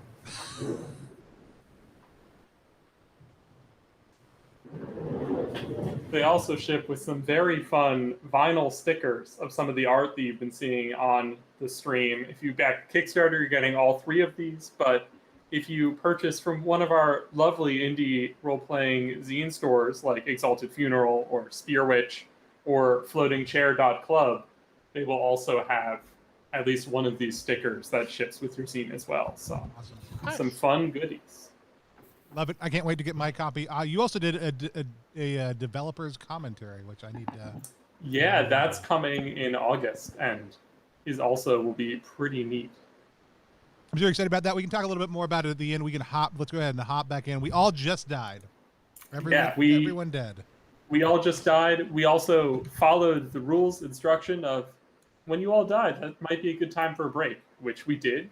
Another thing that has in the rules is that in between loops is also a good time for us to do a little metagame conversation about where our characters are and if there are any plot beats that we're interested in setting up for our characters or a moment that you want to bring in and that we can talk about on a player level before we jump into the character level stuff. So I'll give everyone a minute if you want to think if there's anything particular you want to bring out, just keeping our play focused because we have short time. I enjoyed everything that Lars went through tremendously.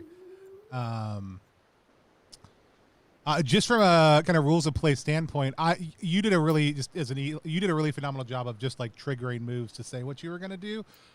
Should we be trying to do a little bit more of that? Like not so much saying I have the plan, but here's what I want to do. What does everybody think? Is that something we should all try to pass that off a little bit more?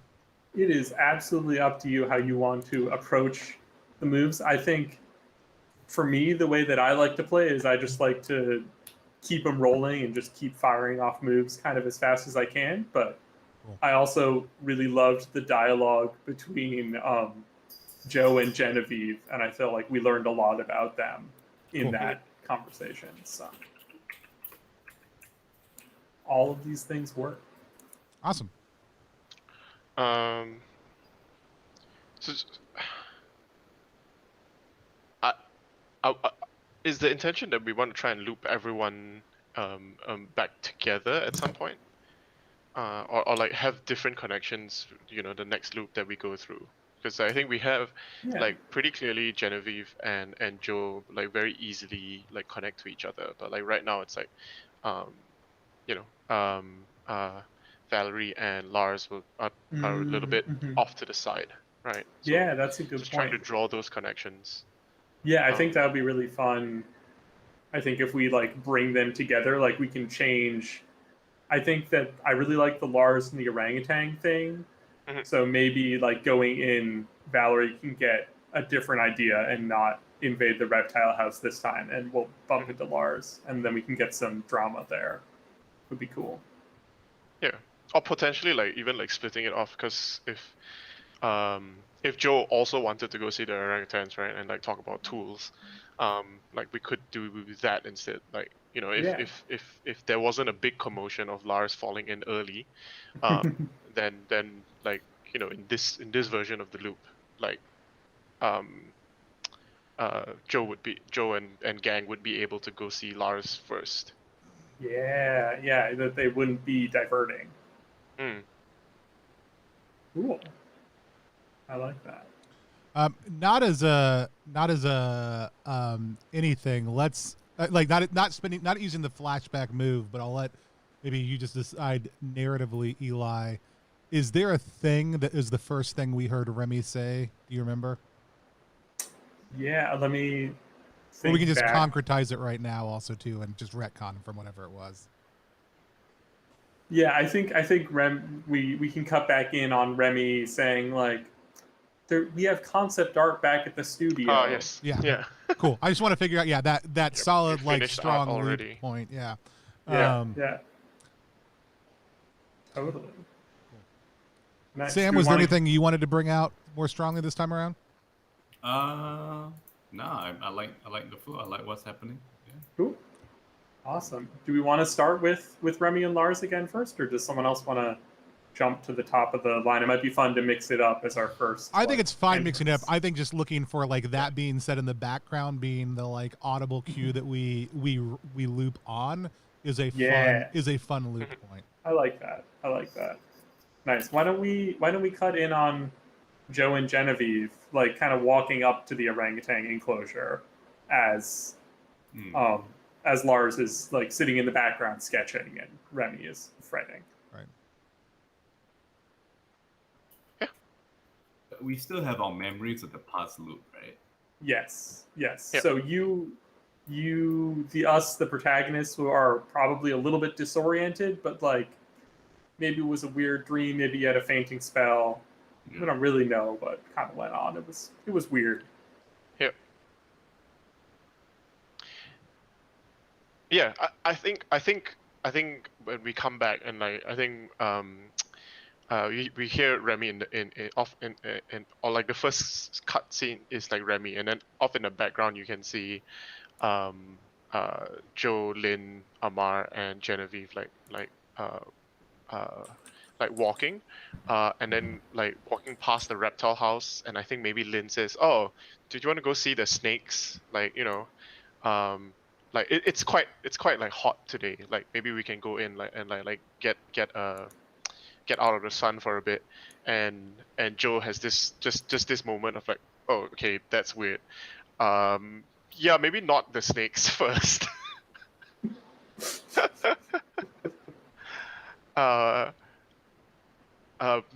Maybe let's go to the orangutan enclosure. How does Genevieve feel about that, having died to an orangutan wielding a hammer? I hear the word orangutan and just go like, a shudder goes down my spine, but like, oh okay, yeah, sure, let's go see the monkeys. Yeah.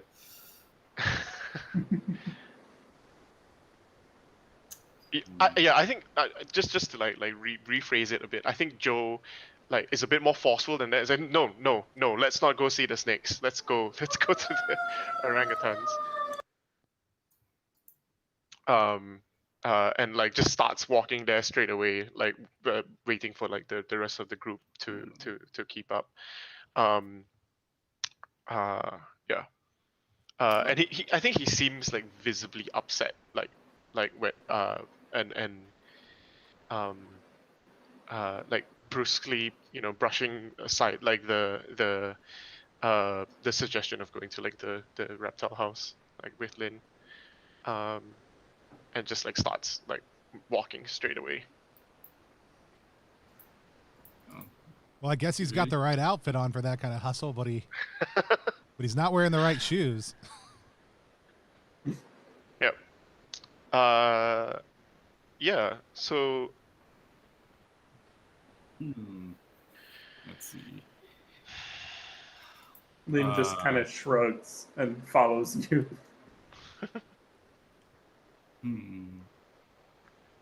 So you do those fungies, right? Sorry, what? You do those fungies, right? Like those NFT things? Didn't we talk about this already?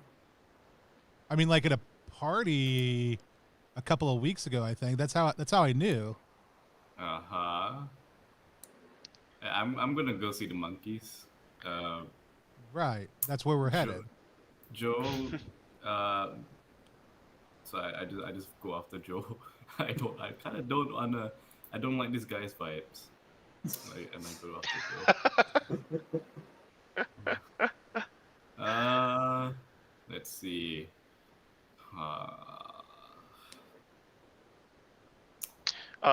Just to keep things going, I guess I like just as Amar is trailing behind a little bit, and Genevieve has like maybe almost caught up. I want to spend a token to ask Lynn. Is it, I thought you said you were gonna break up with that guy. Like, why we you trying to fix things up with him or what? Yeah, that's a good question. I think Lynn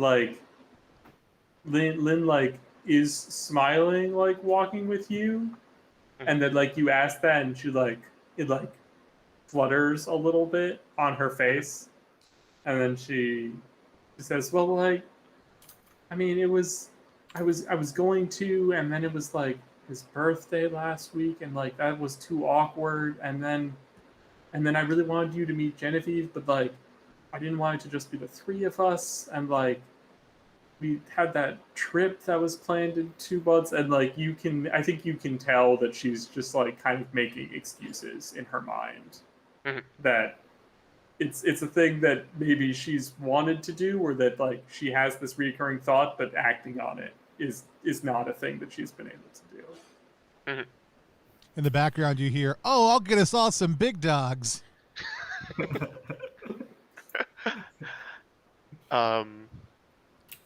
Yeah, and I think I think Joe would be like, yeah, I think you're right. Like you gotta wait for the right situation. You know, you're gonna do it properly. I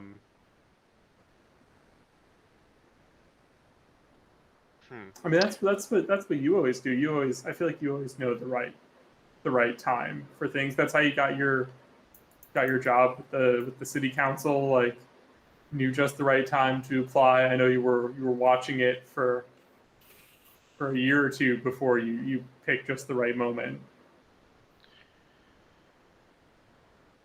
Yeah, I think that's definitely, you know, that's definitely what's gotten us through all our tough times. Just having a plan and being prepared and like getting through it. I can help you plan how to break up with him. Is that something that you need help with? I've done a lot of research. Amar walks up and is like, "Yeah, they were $10 each. So Joe, if you want to go like half and half on these, we can each cover the girls." Oh no, thank you. What do you mean? I mean, no, thank you. I mean, if you can't cover it, I guess I can get it. Okay, thanks.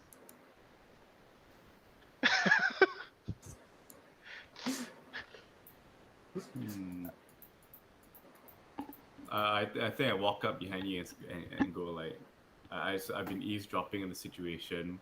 Oh, I'm gonna spend a token to collaborate with Joe. Nice. I'm gonna be like, hey, oh, I couldn't help but overhear both of you speaking like 2 meters away. Hey, you want to break up Amar, right? Well, I can't say I've done a lot of breaking up myself, and I've broken up a lot of relationships myself as well. So yeah, what's the deal? What's the game plan? You gonna throw him into the monkey pit? I like how I've broken up a lot of relationships is coded language for I've killed a whole bunch of people by killed throwing them many into the people. monkey pit. This is the only outcome. I'm not making a comment on that. You know, interpret that however you will. Oh. I think I looked to Lin and like, your friend is being very weird. I mean, it's very nice of you, Janine. Like, I just don't think it's the right time. Is she's like trying to play both of you at the same time as what she says to G, and then quickly turns to Joe and is like, she's just very forward and out there. I mean, I think like you two would get along. You know how like opposites like can work together. I feel in a strange way, like actually they're kind of similar, and like they just say what they want to say without caring about. We hear in the background like, "Hey babe, did you want double sauerkraut on yours?" Look at him and his big dogs. Mm. Okay. All right, Joe. Here's the plan. When he comes over here, I will pretend to take a big dog, and then you grab his legs and do a squat lift. You see, I see it as there's like an orangutan inside the enclosure of a hammer. That should do.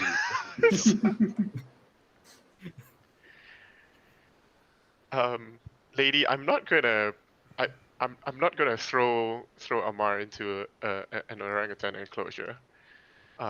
That's weird. All right. How do you plan? Then what do you suggest? I don't know. Just tell him to stay away from my sister, maybe. No, that's not gonna work. They never stay away. You tell them to fuck off. They come back. They come back stronger. No. You have to cut it off at the root. I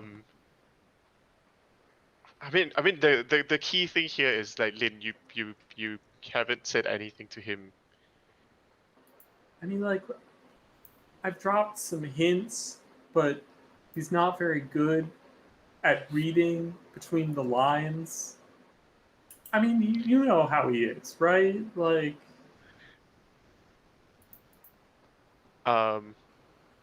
That's okay.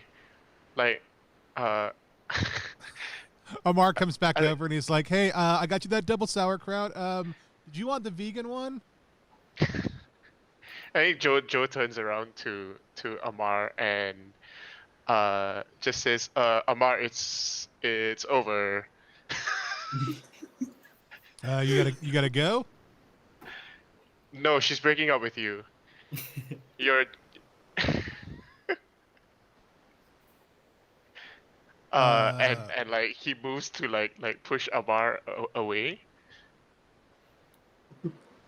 I mean, I think like when you push Amar, it is like he like gets sauerkraut and ketchup all over the front of his, like, let's say, white linen suit for whatever reason, because that's the most horrible and offensive thing he could possibly be wearing. And he's like, "Hey, what the hell?" And he like shoves you back. I'm gonna find art in someone's words or actions. I'm gonna take out I take out a DSLR, which like almost materializing it out of nowhere. I just I've had it with me the whole time. I go like, "Okay, Amar, you feel terrible, right? You wanna end it all? You wanna finish yourself? But there's a monkey." Oh man, it's the love of your life, Amar. Lynn is looking kind of horrified at this whole situation, but is just a little bit too shocked that it's happening to really interfere. Yeah, I wanted to take. I took a token for making the situation worse. Oh gosh. Was the thing. Yep.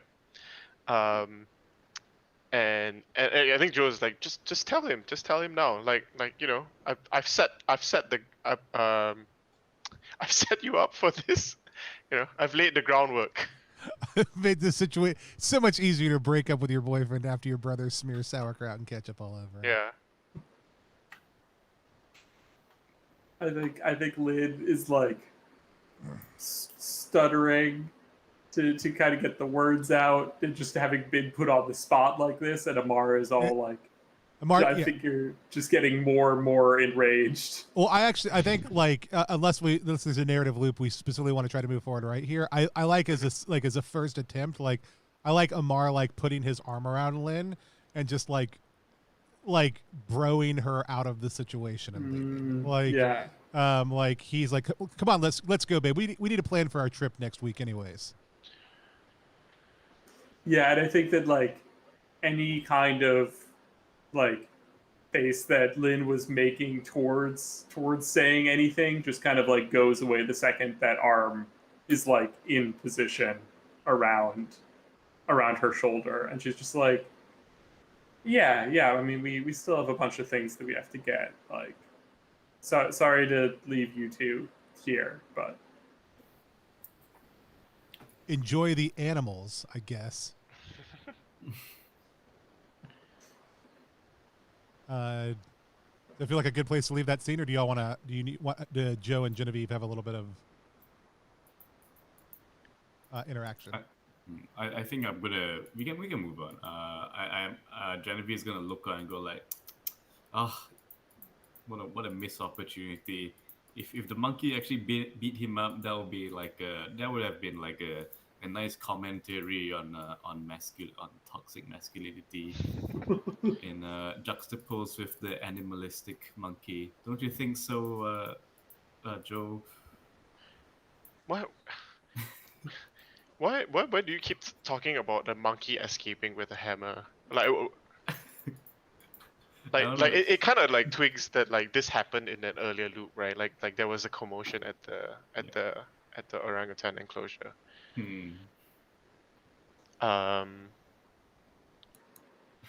Well, I don't know. Just to see. Yeah. What? Yeah. Why am I thinking about it? Yeah. I think we can cut there, like just that realization. That realization. Of it. Why are you like so hung up on that? Yeah. Yeah.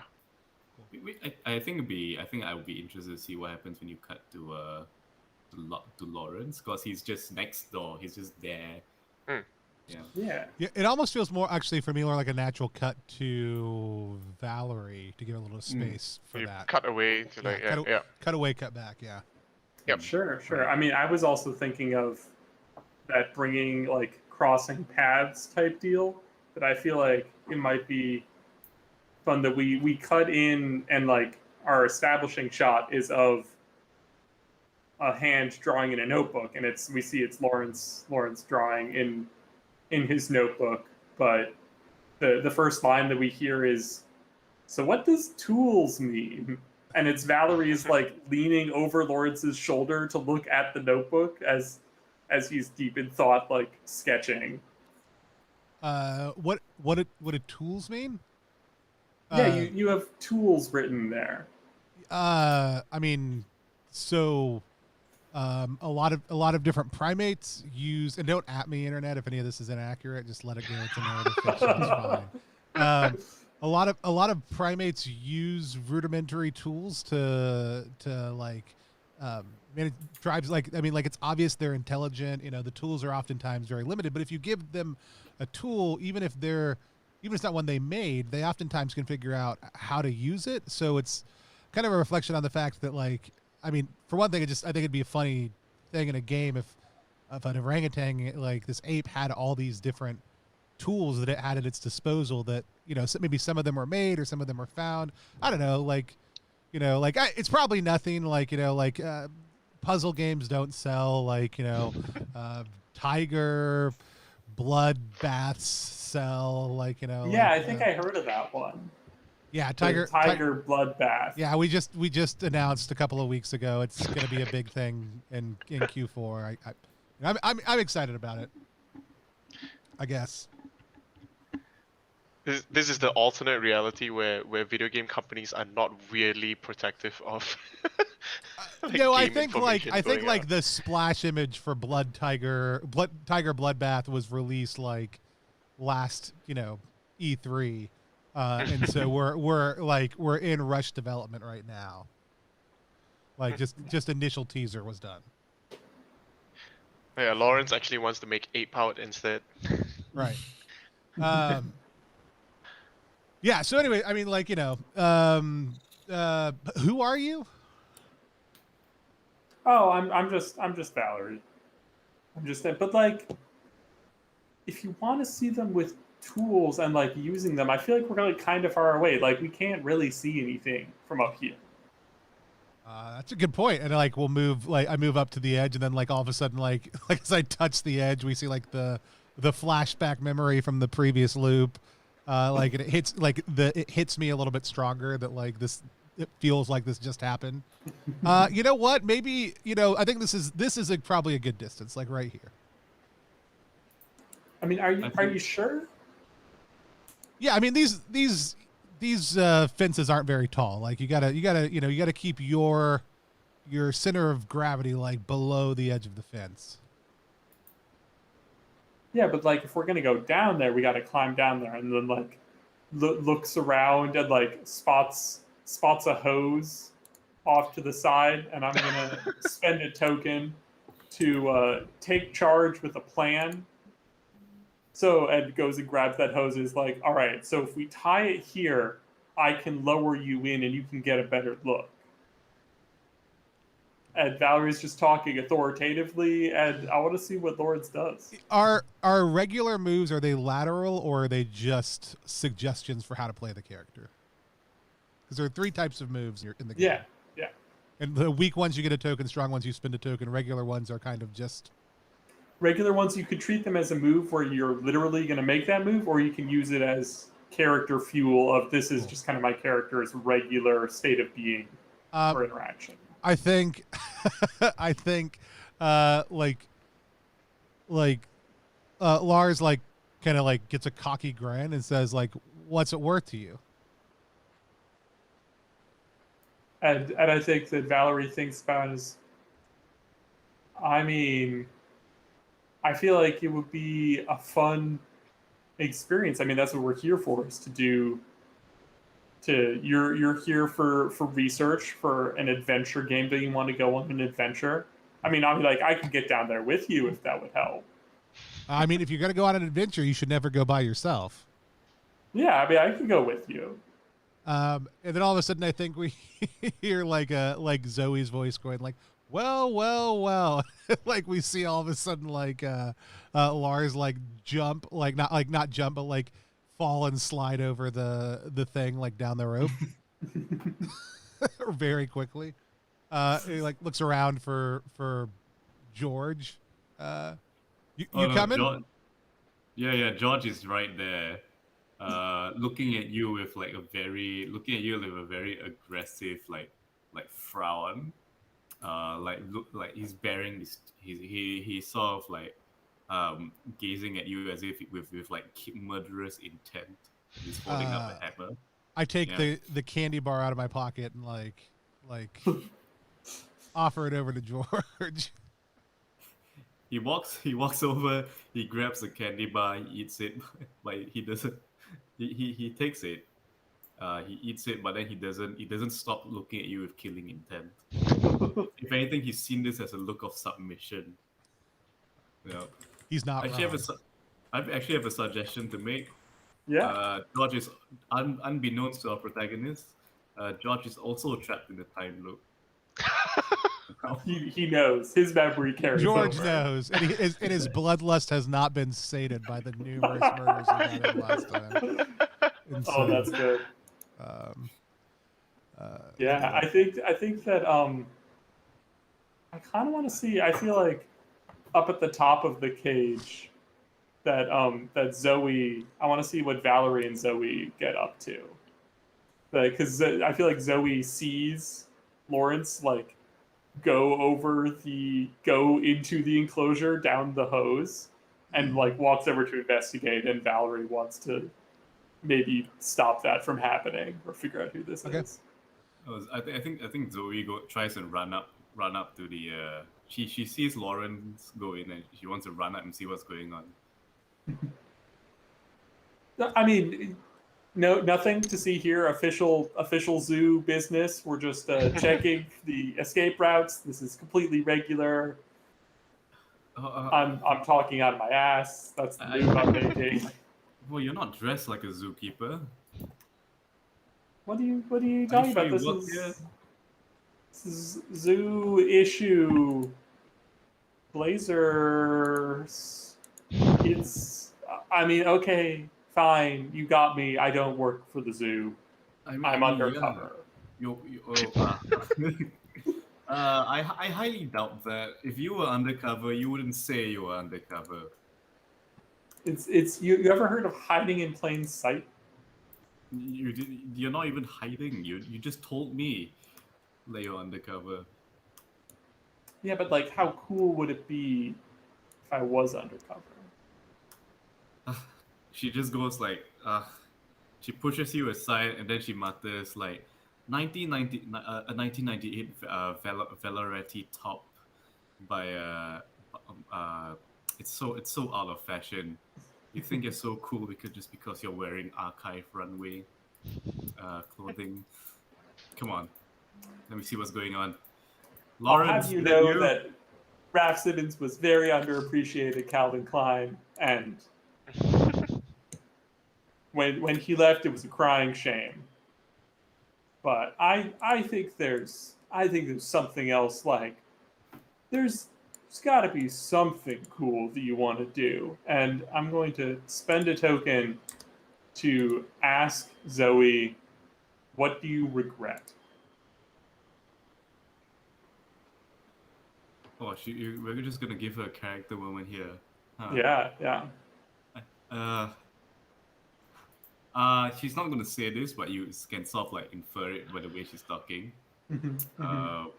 She never told Lawrence how she truly feels about him.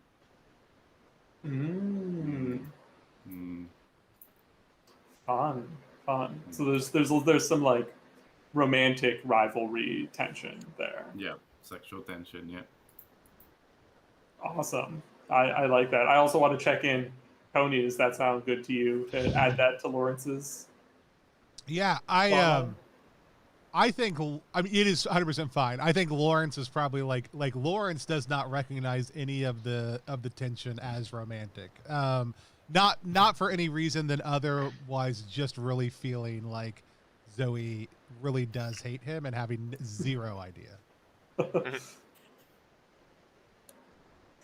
Nice. And Valerie just like reads this all in body language and like glances between the two of them. I mean, I think he'll be fine. The apes seem relatively calm. I look over, I see an ape with a hammer, I go like, oh shit, Lawrence, no.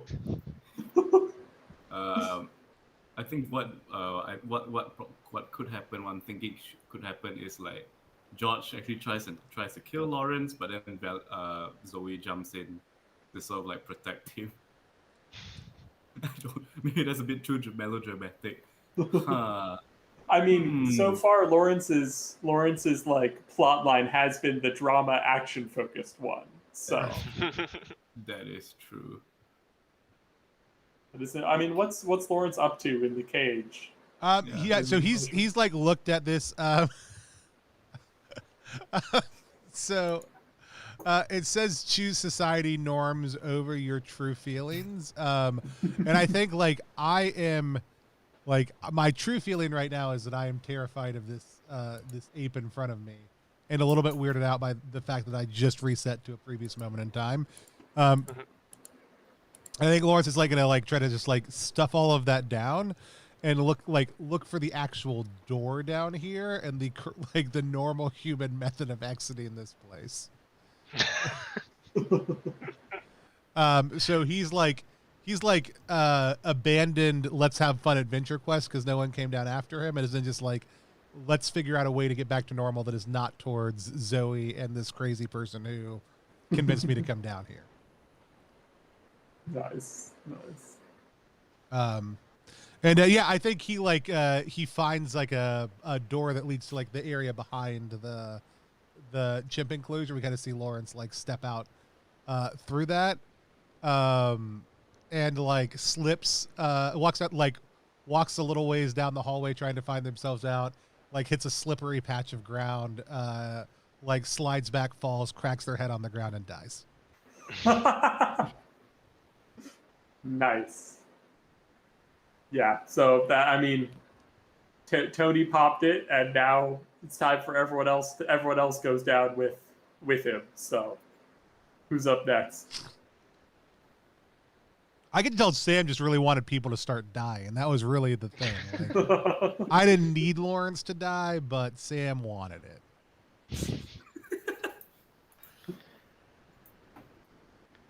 I think that Valerie, like, having taken the eyes off of Lawrence, realized that she just helped a man she didn't know climb into an orangutan enclosure, and now she can't see him, and is like craning over it to try to find him, and is looking around and cranes a little bit too far and falls. Thanks. Alright. Joe and Genevieve are talking, I think. And the moment of like recognition about, hey, why are we talking about like the orangutan thing? And then we hear all this commotion over in the orangutan enclosure happening. And I think there's a golf cart, the one that like took Valerie out the first I was gonna pitch it. yeah, with a bunch of like zoo staff like hanging out from it. It's like, get out of the way, get out of the way. There's an emergency going on at the orangutan enclosure, and they lose control and it skids. Do you mind taking Valerie out at the same, taking Genevieve out at the same time, Sam? Like if this one golf cart just takes both of us out. Yeah, sure. Yeah, and it just like crashes and like instantly like kills both of us. Perfect. So everyone make sure to grab a token for going down.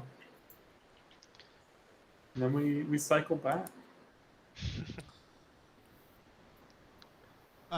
Do we want to cut in on Valerie first this time? Sure. Yeah, I think Valerie is chatting with Yusuf. No, I'm telling you, it was 1 second. We were over there at the enclosure, at the orangutan enclosure, and I was just looking for.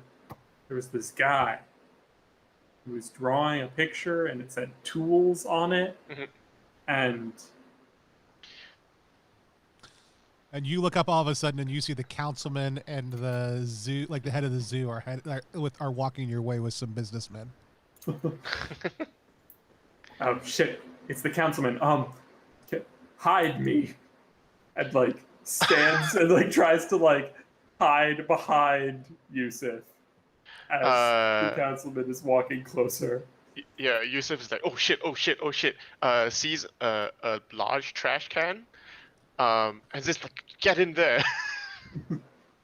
Like pulls the thing out, throws out like the internal can. Again, like trash everywhere. And like it's big enough for like someone to go in there. It's like a pretty big one. Yeah, like pull the bag out, and then Valerie's like hiding behind / in it. Yeah, it's he pulled everything out of the can, but like Valerie doesn't get in, just hides behind the can. Yeah. Yeah. And then he's just like, and then just stands next to the can, like trying to cover it up. And then, next to the can, vaping, right next to a no smoking sign that's right there on the wall. And I think that I'm gonna just make the situation infinitely worse. That like we're causing a whole bunch of commotion. They obviously notice. They obviously walk over. Do you work here? What are you doing? This is Councilman Rodriguez to you, Yusuf.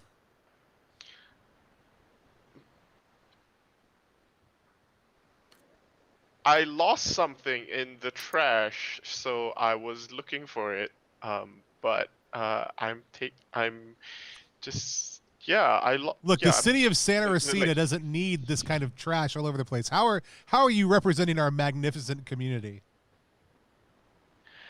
Oh, because you do it so well. Oh, Says Valerie, like popping up from behind the trash can. What are you doing here? You know you're not allowed in the zoo anymore. That was a 6 month suspension. It expired last week.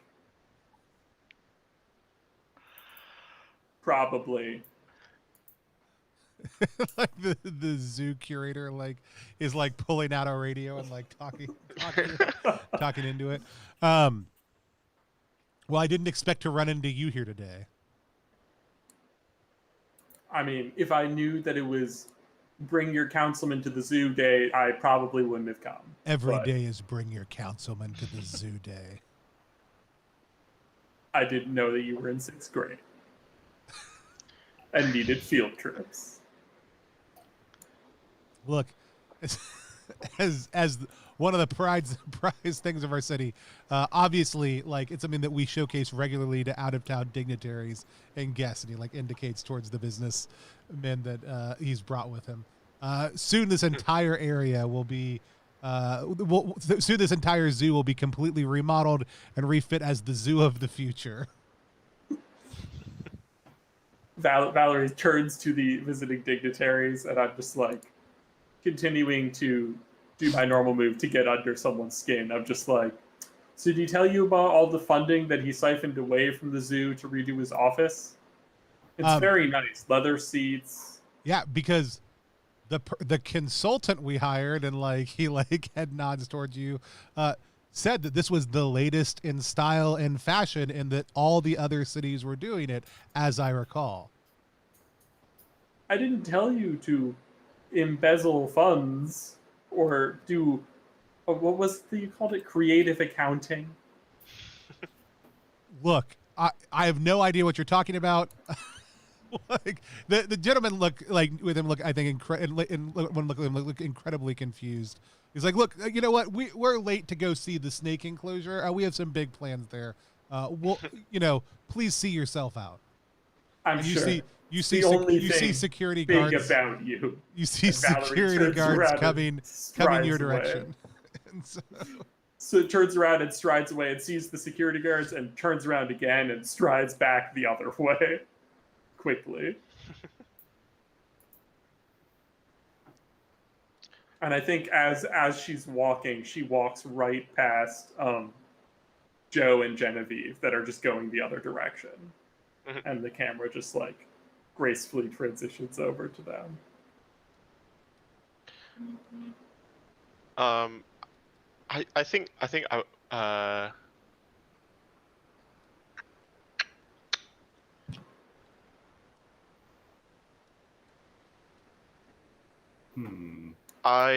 I want to already have had that conversation with Lynn about like breaking up with Amar.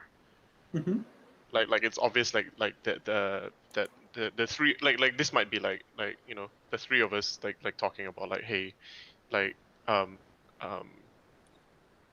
like what you're supposed to like break up with him like already, why we will like still doing this. I'm just waiting for the right moment, oh, awesome! I'll get big dogs for everyone. Yeah. And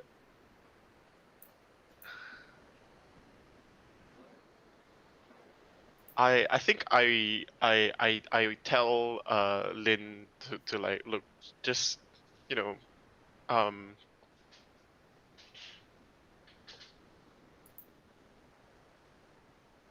like you don't need him. He's obviously like not a very nice person. You don't you can't trust someone else to like try and like make make you feel wanted or happy. But I'm also going to trigger a strong move to flashback to an important memory. Ooh. Because this kind of like exact thing was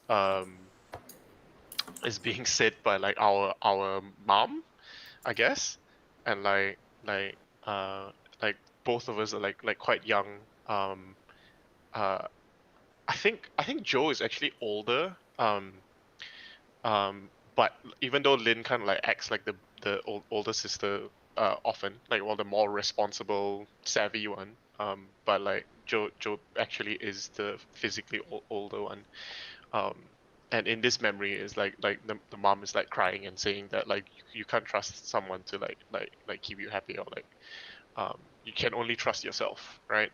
Um, so I want to make sure that uh, uh, you know how to like take care of yourself, and take care of each other, right? Like the two of you, like the family is all you have. You can't trust anyone else. Um, and like coming back to current day, and it's like I think Joe is like going to Lynn is like family is all you have. Like, you know, if you need, if you want me to help you out here, um,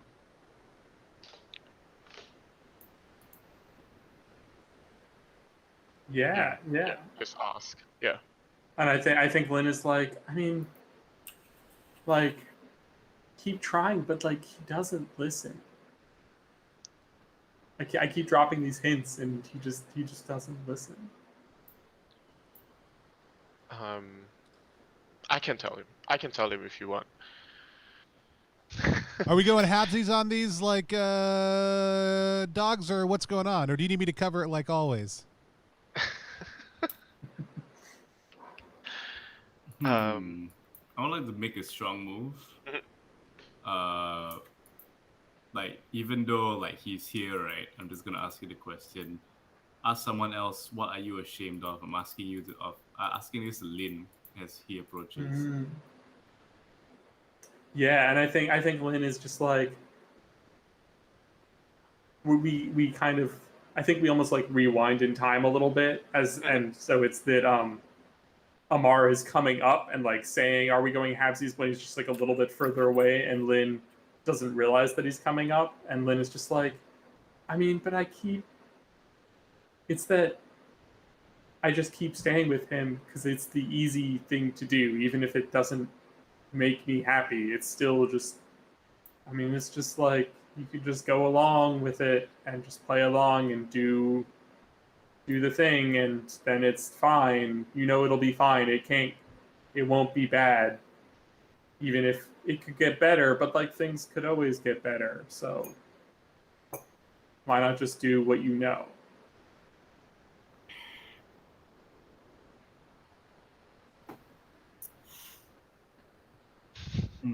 And that's loud enough that like Amar can hear, I think. What?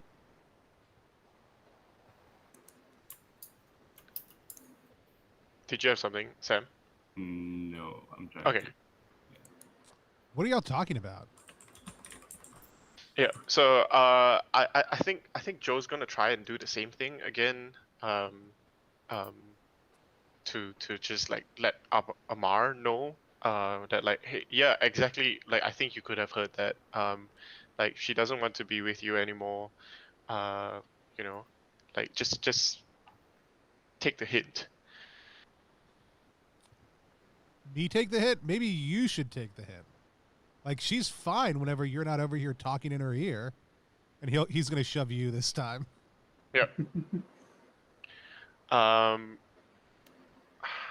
I think. Yeah, I think he has a little bit of that like weird, like, wait, didn't we do this before? Because like now the catch up and like must like you came back with the big dogs again, right? That's all over like Joe this time. And he falls to the ground, um, and like stands back up, like everything like falling off like his waterproof tracksuit. Um, and I think he tries to um, I think he tries to argue with Amar, but I think he's gonna be. I think I'm gonna attempt and fail to be self-sufficient here, and I've talked a big game about like supposedly helping Lin out here, but like it's kind of like just kind of doing it for like slightly selfish reasons, and there's like, oh, it's just like, yeah, we don't need you. You're just you're never gonna be part of her life like long term. So like, why don't you just leave now? Yeah, I think that you're doing that, and you're like maybe not super self-sufficient, but as the home team, I think seeing Amar push you and then like continue to get up in your face, Lynn comes up and is like, back off, Amar. Like, what are you doing to my brother? I mean, what am I doing? Like, what is he doing? Like, we set him up here on this date. Like, we're just trying to be nice. Like, I went and got big dogs for everybody, and he's always making trouble. Like, he's always like trying to like talk in your ear and talk shit about me.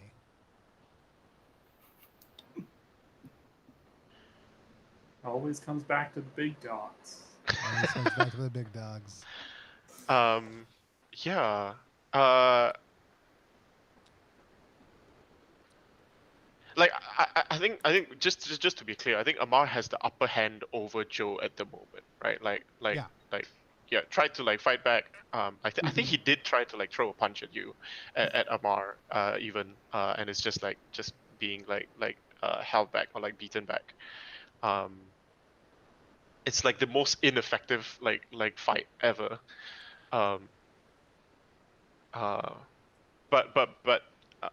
after Amar says that, I think Joe's gonna look to Lynn to like see what she says, because like, yeah, I think like, like, he's not getting through. Like Joe is not getting through to Amar, so he is flummoxed and like looks towards Lynn, and like to an extent, like even Genevieve, in the background, who's like just looking on. taking pictures. Yeah, is the DSLR out again? Yeah, definitely. I think Genevieve is like, she's been like sort of like she died, right? And then suddenly she comes back to this, and suddenly she's seeing the conversation happen again, and she just catches herself and goes like, wait a minute, what's happening?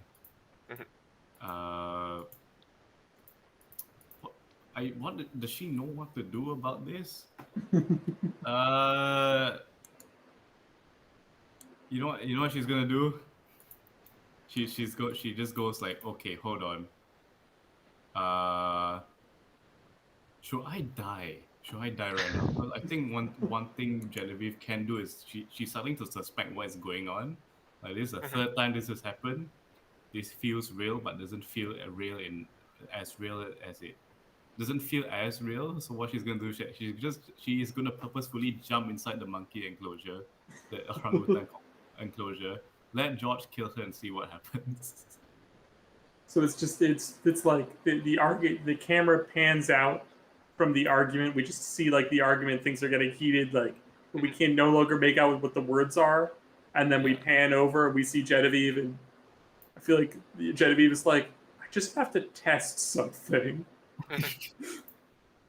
I almost like the idea of like we see the camera hit the ground and we actually like watch Genevieve hit the ground through the lens of the camera. Like everything else is very dark, or very, very fuzzy. So we kind of see some of it, and we just like see her land in front of the camera that hits slightly before her. Nice. Before death, because we haven't had Lars in this loop.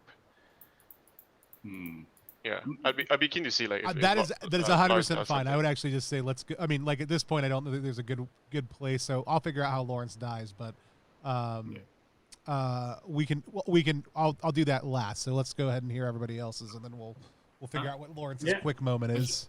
Actually, I have a suggestion. We can actually just cut to the moment before Genevieve died. So like, how do I put it? Like I only need to narrate myself dying, but with the time loop reset, things go as it was in the last time loop. So I have that realization. You get what I mean? I have that realization, but the events don't change necessarily. As in Lawrence still jumps into the. No, like so this is we're in the third loop already. Yeah. Yeah. So the third loop, the fourth loop, it happens exactly like the third loop up until the point I choose to jump inside. Oh, okay. Yeah.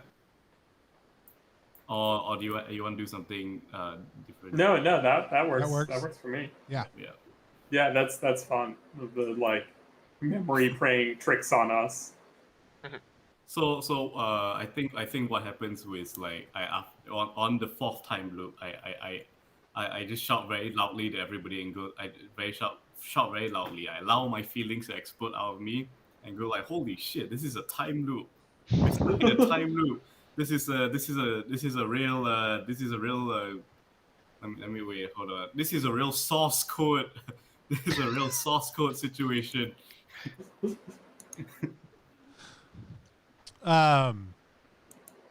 And you do that where at in the time loop, or as we come back? I leave it up to the point where Amar pushes Joe down. Okay. Yeah. Wait, so do we still need to trigger the die move from the loop 3? Yes. Yes. You Yeah. do. Yeah. And so, how does Valerie die in loop 3? I think it's Valerie's turn to golf cart comes around. Those zoo employees are incredibly irresponsible drivers. It just wipes her out. Go ahead, Joe. I think I would like Joe and Amar to get into a more not vicious but more dangerous fight and accidentally one time Amar just pushes Joe and he hits his head on the edge of a pavement tile or something. Yeah. Not on purpose. It's just there's a scuffle and then they keep arguing and there's a scuffle and then Amar pushes him one more time and he just lands wrong. Yeah, the shoving escalates. We see Lawrence come over to sees Joe has gotten pushed down and walks over to see that, and then just behind Lawrence we see the dark outline of a monkey with a hammer in its hand. And we cut to black. Nice. Everyone make sure to take those tokens when we get down. Yeah, I think I already took mine. Yep. Cool. Yeah. I'm also looking at the time and thinking as we're in our in-between time, who do we think is the closest to flipping the coin? It seems like it's Joe. I think it's Joe. Yeah. What do you think about that, Aaron? What do you think it would take for Joe to kind of reach that point where his coin would be flipped? It's interesting because his way of helping Lynn supposedly is more about also bringing her back to isolate themselves from trusting other people. So I feel like the epiphany should be actually about learning to trust other people, right? The opposite of that. Mm-hmm.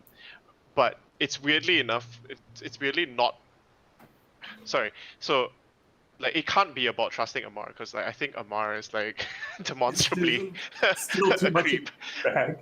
Yeah. But potentially maybe it's about learning to trust. It's strange because trusting Genevieve or Valerie or Lawrence at the moment. I think we're not quite there yet. But if we want to just get towards the end, I think Genevieve throwing that bomb of like realizing that she realizes that there's a time loop as well, that we could like play towards that like Joe starts to like trust other people that are suffering the same time loop. Yeah, that sounds good to me. Hmm.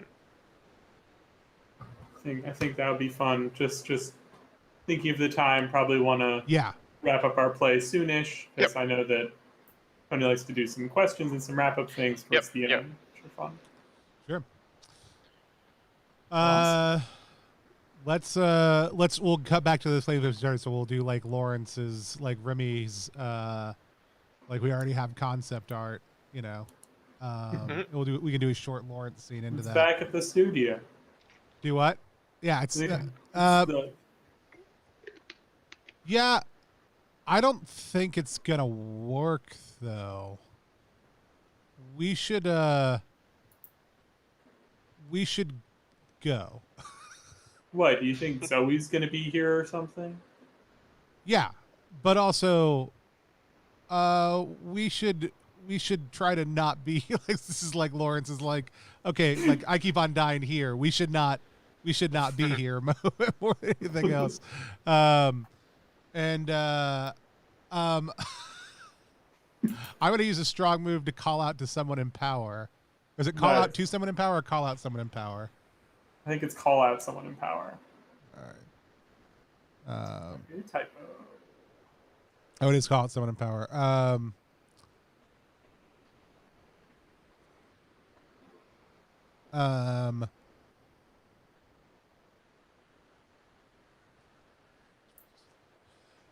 Yeah, I think we'll, you know, I'm going to ask what's valuable here. And I'm going to see the, like, I'm going to see the city councilman, walking by with all the business people, and like use the value, meaning like all their wealth and money, and like, maybe we've been at an event together at a release or something. I think you got like you previously had gotten some kind of city grant Yeah. for your studio. Oh, Councilman Rodriguez, what are you doing here? Because I've played Councilman Rodriguez to this point, so I'm going to hand him off to somebody else. I mean, I've got the other team-based Sure. setting element I can take in. Sure. Well, you know, every day is bring your councilman to the zoo day. I'm just here to support the community and show it off to these important local visiting dignitaries. Oh, good to know. Be careful. And I really just wanted to use it as a way to stall Councilman Rodriguez long enough to see Joe. That was 100% my conceit. I think we're going to see, like after that, like a short exchange, and then we see Lars just like try to book it to the exit with Remy. And that's all the scene I think we need for Lars. Nice. I think as like we see like Joe, her like Lars like running quickly and Rebby hurrying behind, and just one of the local dignitaries is just, we hear in the background, is that a hammer? Yep. I think we can then cut to like what you were saying, like what you want to start us off, right, Sam, with, which is that Genevieve like says out loud that there's a time loop. Yeah. Like, do you want to set that up? Like is there something specific that you wanted to get with that? I suppose like maybe me saying that sort of like brings everyone else together to realize that as well, or like at least Joe has that realization. Yeah. I was just asking whether like you had something else in mind, No. rather than just trying to like get everyone else on board as well. Cool, cause then like as soon as Genevieve says that, like Joe like just whips towards him and like and you mentioned this is like after like that exchange with Amar as well, right? Yeah. So I think I'm going to like kind of like ignore Amar like and and Lin in the moment and like look to Genevieve is like, wait, what did you just say? Time loop, monkey with a hammer, golf cart. How do you know these things? Like, Because I've lived it. so you know about you feel this too. Holy shit. Um, You want to try again?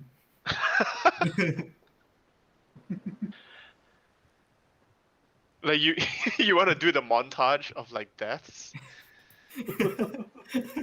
Is that it? You want to do a death montage? Is that a thing that we can do, Eli? Yeah, absolutely. Although I take it that potentially Lars might be in the vicinity as well, right? Yeah, I think Lars and Vel are, Vel are in the yeah, vicinity. definitely in the Yeah. vicinity. Whether or not they want to be in on this. Yeah, I'm not sure if they're in on it, but we always like see one of like as you two. I presume you two are in your death montage are dying together, right? Because you know you've made that connection. Hmm. And I think whenever that happens, there's always one of the other ones in the background Right. that goes down at the same time.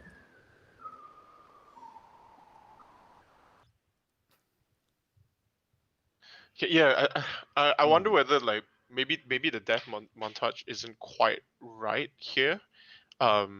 Sorry, Sam. No. Just thinking about like if it's important to try and like get everyone together, just the trying out the death montage. Or trying out like testing out the loop currently.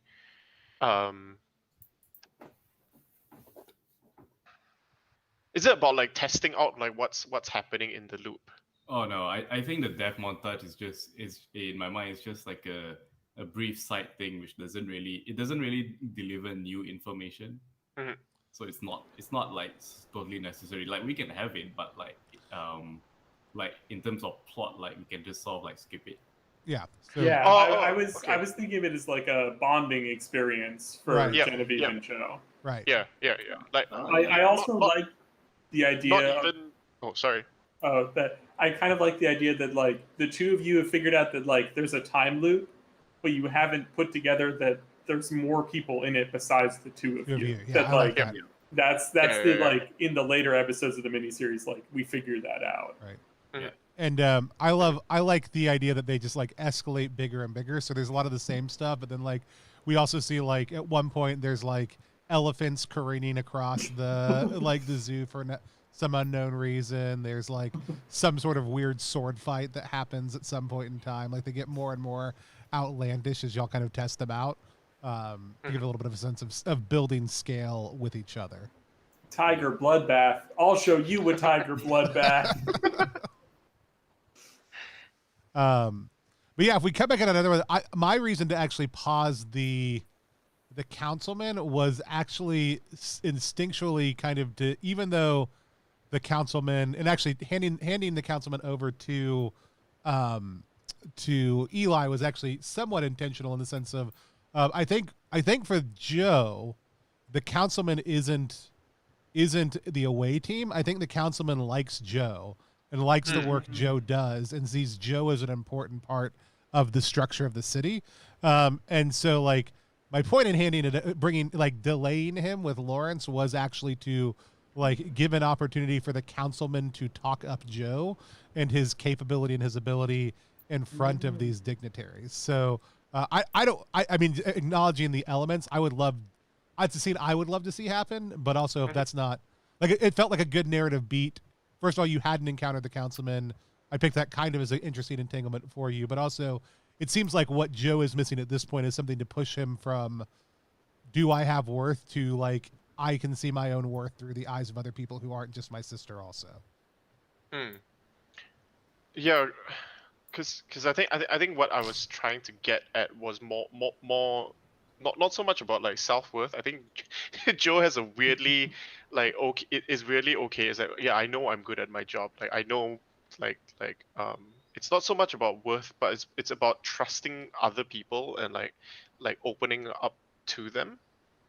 Um, which is why I guess like I'm keen to like have that connection more with like I guess like if Genevieve is like that instigator, right? Like even like if we talk about like the death montage, it could just be like it's not even that we are purposely testing it out, right? Like um I know if we come back to Russian Doll, there's a time when like, oh, she was trying to like wait out the loop or something, and then it just freak accidents just happen, right? Yeah, Mhm. Like yeah, falling down that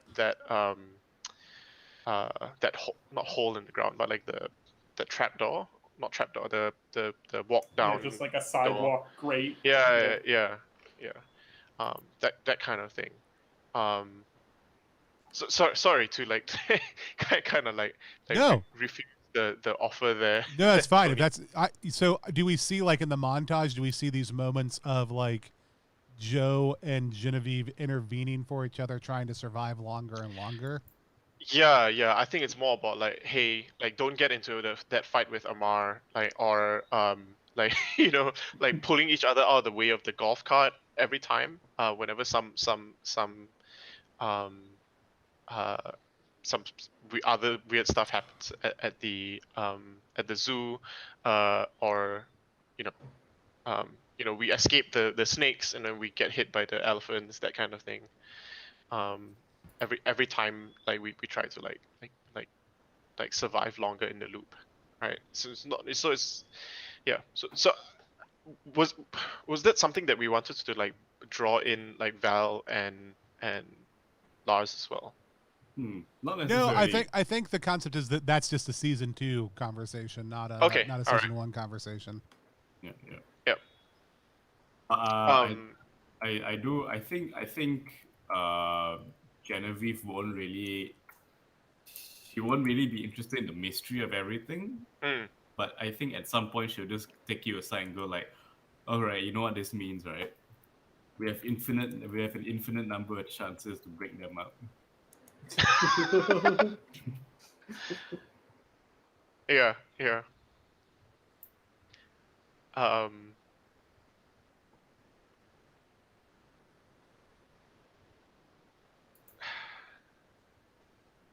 I'm trying to figure out how to like work towards the epiphany here. So it's like yes, like definitely like we're gonna try different ways of like breaking them up, right? Um, uh, What I is mean, the I do you almost. know what the epiphany you want Joe to have is? I think to trust Genevieve is the thing here. Probably the most like narratively satisfying thing is to like starting off like not really um um like trying to be self-sufficient all the time and even kind of like extending that to Lynn and rejecting connections to other people, but then like slowly opening up to Genevieve and like bonding over this experience and learning to trust her. Um, like I think it would be interesting, like if at the start like there's some frustration with Genevieve. It's like, no, like why are you doing this? Why are you purposely like trying to like test out weird ways of dying here? Um, I mean, I think that's kind of where it's going with Genevieve helping. mm, Is that like maybe it's not working, but you're realizing that like, oh, doing this with someone else, not just me trying to like be like, you got to go it alone, you got to be strong. yeah. So I'm gonna make the strong move to like actually ask for help, right? Ah, Um, to like at one point in like the montage, they just like stop. Like that there's a change in like asking like Genevieve, stop. Like maybe we should stop trying to like break them up. Like can we break out of this? Like can you help me break out of this?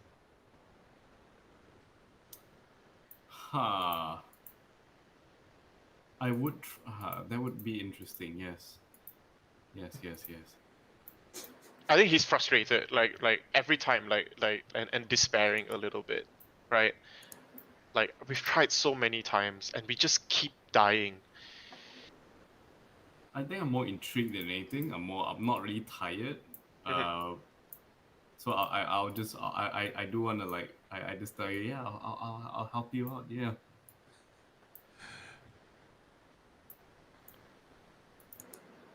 I love the visual of like seeing all the maps that you have for the zoo, like you like pulling them out and remarking them at the beginning Yeah, of yeah, each yeah, thing yeah. based on stuff that's happened.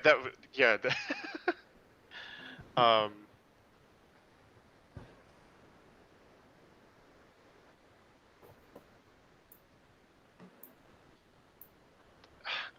I think I will actually ask Genevieve this. I'm spending another token because um like I get the feeling you're enjoying this.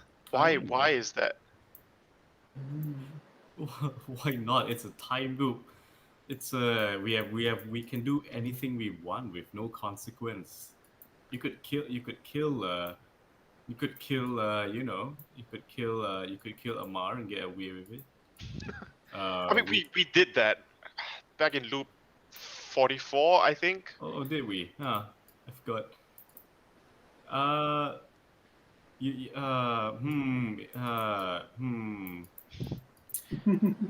It's like huh.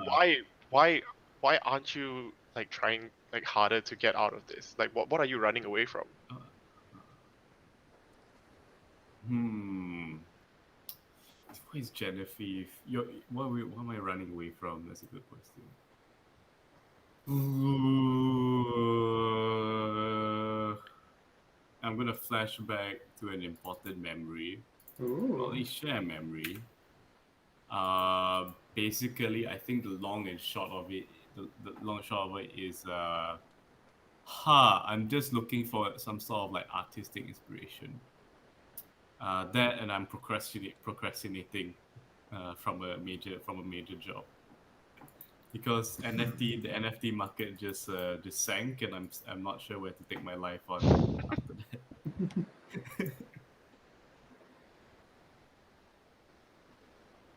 Um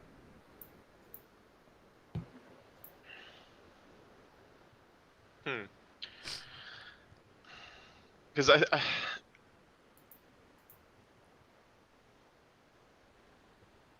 like I think you're like smart and capable, right? Like through this like all the many loops that we've gone through, like you know, like you can definitely survive out there better than me at least. Like I'm safe. I know where I am. I can control where I am. I just want to go back to that. Um, but you know, you can go out. You seem to know your way around things. You seem to know people better than I do. Like I don't get why you are afraid of like failing and starting again. Well, it's not that I'm afraid. It's more like it takes a lot of like work, you know. Okay, maybe I am afraid. Maybe you do have a point.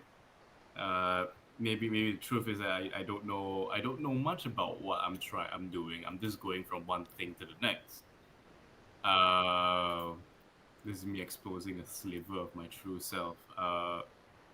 Like this is all like she's been having fun, and then you like sort of like sort of like stabbed her with this very deeply personal and very deeply a very deeply intrusive question, and she's just like she's taken aback a bit and goes like, huh, I'm not maybe the truth is I don't know what I'm doing. I Mhm. only look like I know what I'm doing.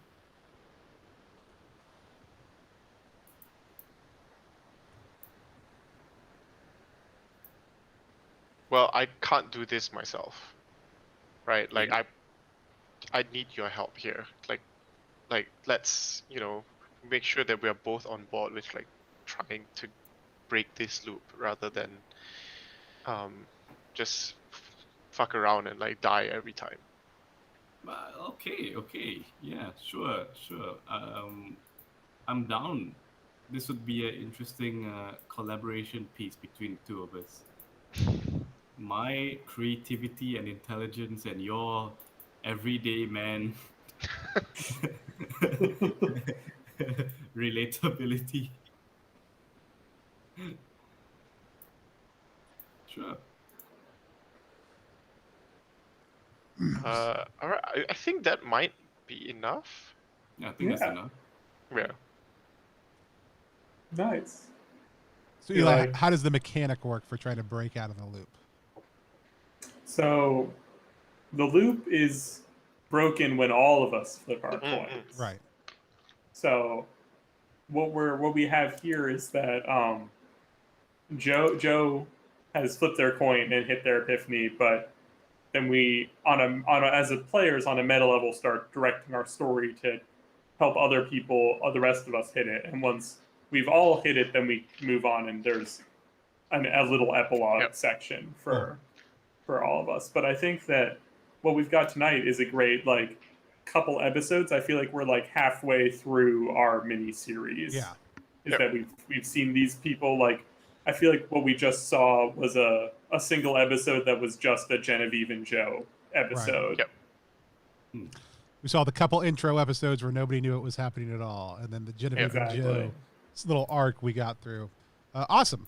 Well, Yeah. let's do our reaction roll. By the way, welcome to, I think the folks from Guild Superior just rated us. If it's from another channel, let me know so I can shout y'all out on stream. Glad to have you here with us.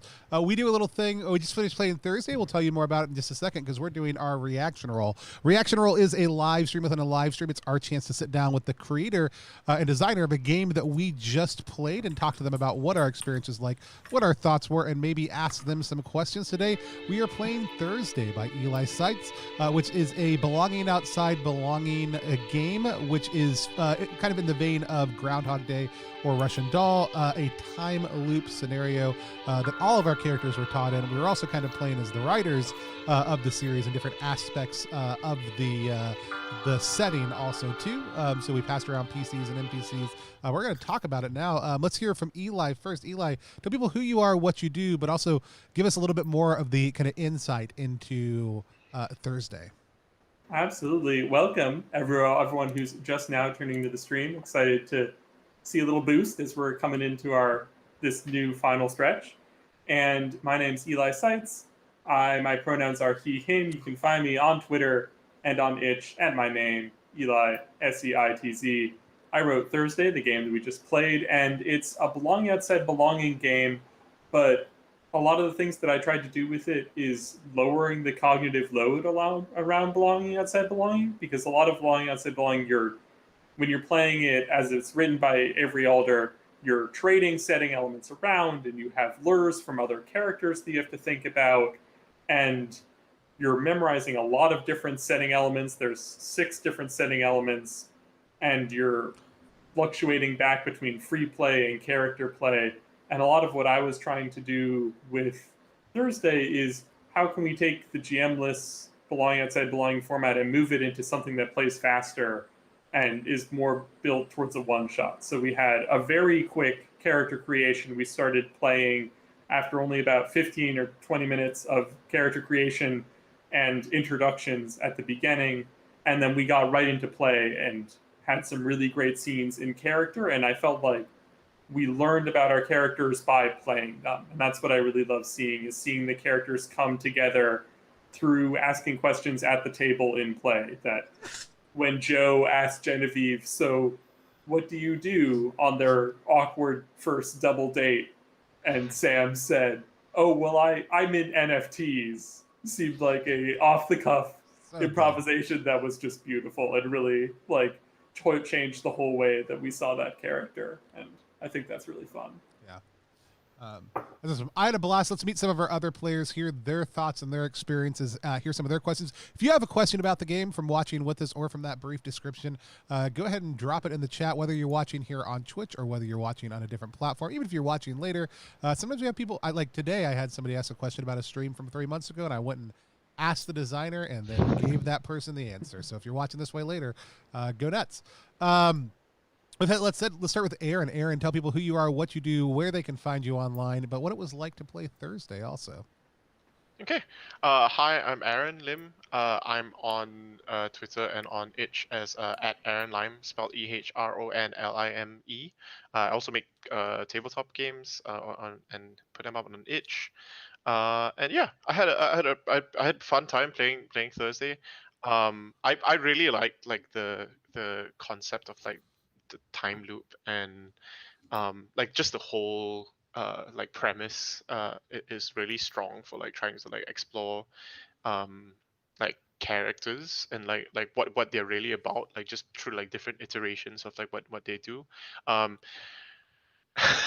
Weirdly enough, like you mentioned trying to like get towards a one shot, but like I got the feeling like, oh, I would love to play this like longer, like a bit slower with the character, like the character development and like seeing that unfold um um in a more measured pace is also fun.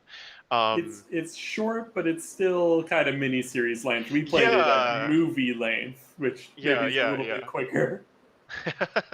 um which is more, I guess it's like, you know, like some of the limitations of the stream format, right? Like it's just like, Yeah. oh, I I really love like all like the small slower scenes that we have and like the interactions, and then like just having like the texture of like being around the zoo and all the different things that's been happening. Like I kind of like forgot that we need to like move towards something that will end in a stream at some point, because we just uh you know, like it's nice to be in the space, but it's just um like when we're doing a stream, it's like, oh crap, maybe we should be like moving things along faster. I know I was technically supposed to be playing the loop and like keep things moving faster, but like at the same time I was like enjoying like staying in and like seeing all the texture. So I don't know whether I did a bad job or not, but like it was definitely like enjoyable to see all the character interactions there. Yeah, I love it. Do you have any questions for Eli? Um, yeah, with a central premise like this, like how do you feel about adapting that to like an existing system that doesn't have like this core premise, right? Like belonging outside belonging, most of the games um are about community, or like building a community, or like figuring out like interactions within a community, and like, you know, freezing this in a time loop. Like what was the challenges to like try and like get that to like work within like a similar framework? Yeah. So I guess in some ways we could get into like nitty gritty diegetics of game design. Is that Hmm. Avery Alder published two things when she put out. So she put out like the play kit that was before Dreams Apart and Dreams Askew, that was no dice, no masters, and then put out with Benjamin Rosenbaum Dreams Apart and Dreams Askew, and that was the introduction of Belonging Outside Belonging, which has the what you're talking about, the community and the isolation from the community and communities that exist outside of other communities. And I really love that concept, and I personally don't know if I consider Thursday to be a belonging outside belonging game. I think that Thursday is a no dice, no masters game Oh, because interesting. it follows Avery's weak move, strong move, GM list, setting elements. It has all of those pieces, but I don't think that it meets the thematic components that she's really intentional about in designing a belonging outside belonging game. Because when you Yep. when you read Dreams Apart and Dreams Askew, it has a section about building a belonging outside belonging game, and it really focuses on these community aspects. And I think Thursday excels in telling character narratives, and so it's Mhm. really not as much about the community; it's more about individual people and telling a narrative within that. And so I would consider it a no dice, no masters hack rather than a belonging outside belonging hack. Eli, that is the best explanation of the difference between all those things that I have ever heard anybody do, and it comes up on stream not insignificantly. And so, Well, there you go. thank you. No, it's awesome. Riley in the chat says he would have loved to seen this gone for longer, like 3 sessions. I actually think even from a stream perspective, it would be really interesting to get everybody ready enough before the first one, or even do like a session 0 that's just a short script room, like a 30-minute, like here's what we want to do. But just take a week and be like, we're just actually going to do hour-long streams every night. If you want to tune into our Thursday mini series this week, we're going to start and end, and we'll go until we've gotten everybody out of the loop and finished. Because I feel like you could actually do some really interesting, like, start stops, 30-minute commercial break right in the middle, Yeah, that'd be like fun. come back, do more stuff. It would be a fun thing to do, because I do think like there's an advantage to having longer pauses between play to then be able to come back and dive in a little bit deeper. It'd be a really fun thing to explore sometimes. But then, like I said, the other thing was it's important to differentiate between your ability to shape the narrative with improv as opposed to weak, regular, and strong moves. It was hard to tell from their perspective when a move was being used. Yeah, some of us would say it, some of us wouldn't. Like we kind of note it before or after. It's also one of those things on streams that like I love like knowing when a move's being triggered. Some people don't love saying when they're triggering moves. It's one of those kind of interesting things with some of the systems. But I thought we had a really interesting blend of how each of us handled that in a slightly different way. Sam, tell people who you are, what you do, where they can find you online, and what it was like for you to play Thursday. All right. Hi, my name is Sam. I'm a tabletop game designer. I am slowly shifting into video game design. Eventually, you can find me on Twitter at BubblegumSam. And on itch.io as well. I make games about, everyday people. And if you like Christian games, check me out. Yeah. So for Thursday, I think I agree with what has been said, which is this really is a character study game, and it'll be interesting to see this go on for 3 sessions. Maybe 5 sessions, because I think if we went in the expectation that we are going to play this for multiple sessions, I would have approached it very differently. If we were, because then I was like, okay, shit, okay, this is not just about characters trying to break out of time loop. This is mainly about characters trying to figure their shit out. Trying to discover more about who they are. This is basically the stuff I like to design with anyway. So, and it's the stuff I like to play. So yeah. As for the BOB, as for the no dice, no masters approach, I love it because usually depending on the game, sometimes you can go oh shit, oh yeah, I need to make a move. Oh yeah, I need to spend a token, I need to take a token. Here it's more like I'm describing what I'm doing, and within the scope of the character, I sort of can divide when to make a move, when not to make a move. Yeah, it's just I like the sort of idle dreaming thing. I like the conversations. I think my favorite part was the awkward exchange in the first loop with Joe, Genevieve, Ama, and Lynn. Because everybody was it's as if you're meeting people in real life and you just kind of go okay, that sort of awkward, very awkward, how do you say it? That very awkward, I don't know who these people are. I'm not that familiar everybody, but slowly as the loop goes on, the character becomes more confident with who they are and what they're doing. Yeah, I like that. I would consider running this for my own group. Yeah, it's fun. It focuses on the concept itself and doesn't. Yeah, and it executes it in a very smooth way. The less cognitive load, the better. I think. Yeah. For these sort of games. Yeah. Any questions that you have, Sam? How long did it take for you to design this? I mean, the idea was kicking around in my head probably shortly after I saw the TV show, and I saw the TV show about 6 months after it came out. So it's been probably a year and a half or so bouncing around. I think it's definitely been kind of a long form project as it's been working out, but it's kind of funny which things come first, because the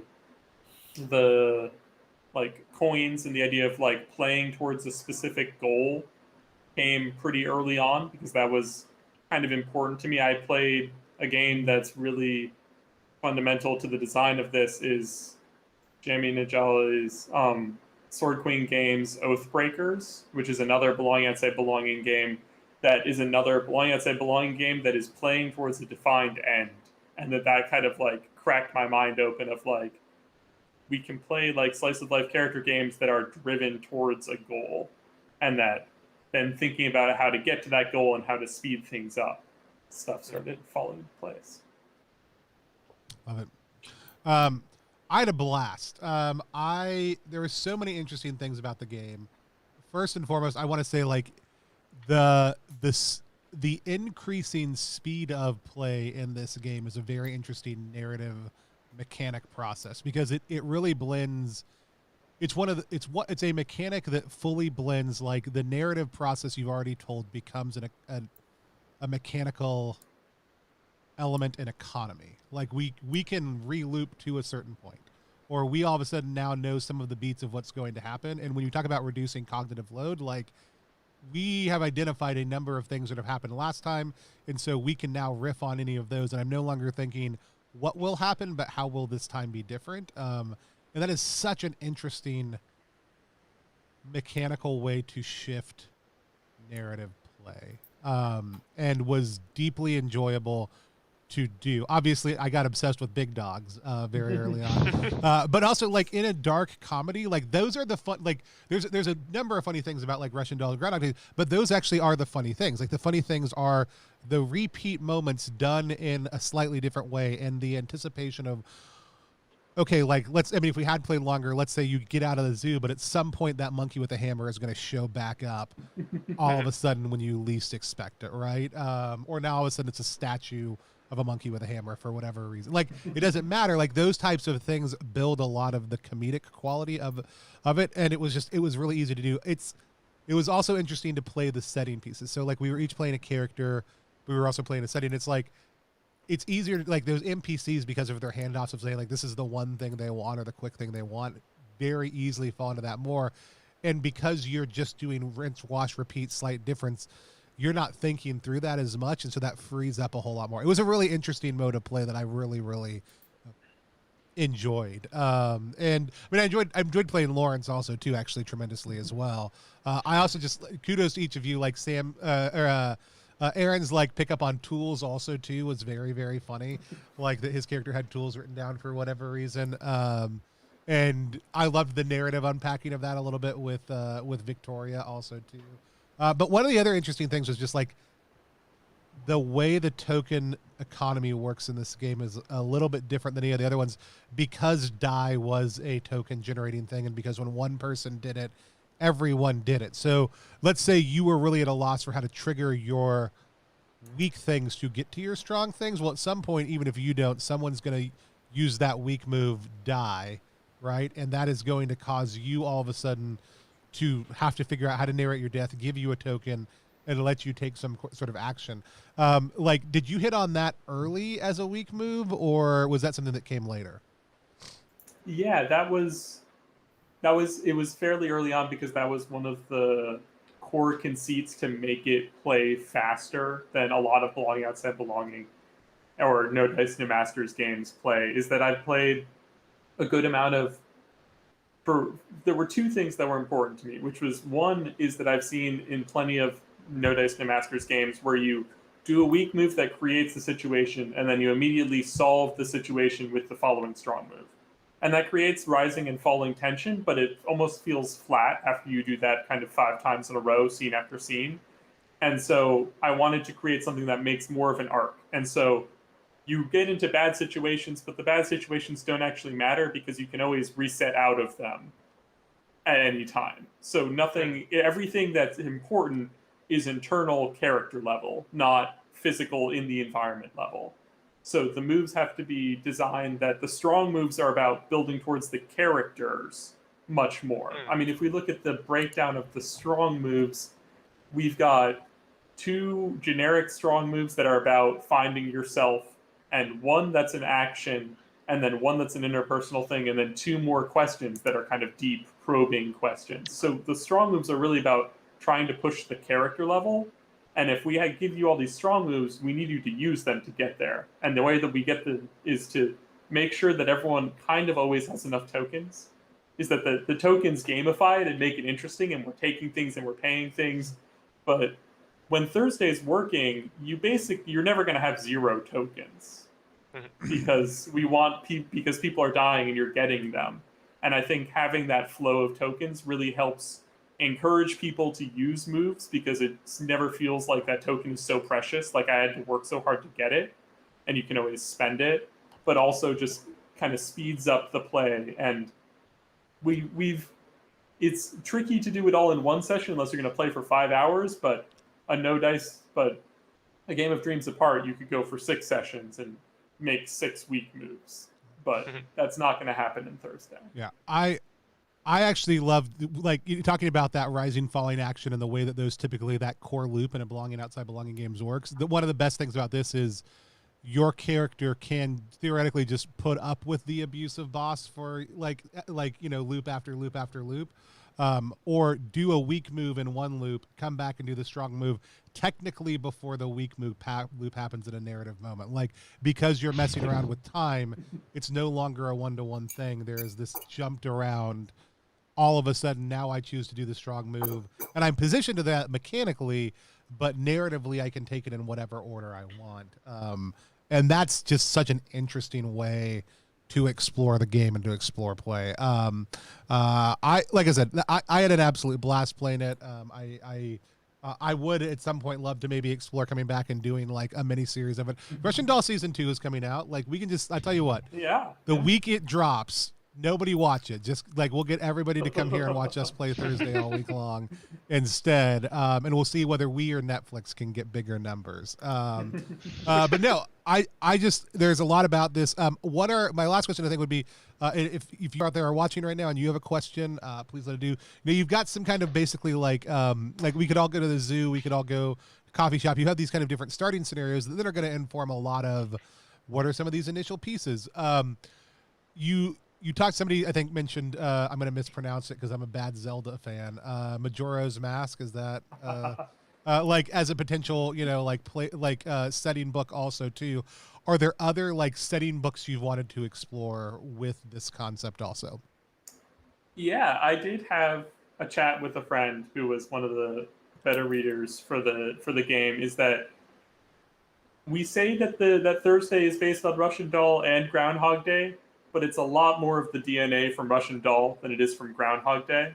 And I think it would be interesting if there was a play set with maybe some another playbook. You get Bill Murray's character from, I mean, Bill Murray's kind of a sellout in that movie, but like maybe you could have some tweaks, but that the city is so much of an urban environment in Thursday that what does the small town version of Thursday look like? Of what were the small town where everyone knows each other instead of the kind of anonymous metropolis where you have random strangers walk along. Yeah, it would be fun. The other thing, which seems like incredibly weird in some ways, that jumped to my mind, and I don't know how you would do this. It's a very different feeling, and I don't know that it even really matches like a no dice, no masters feel. But like Edge of Tomorrow, or what a lot of people will call Live, Die, Repeat, is another.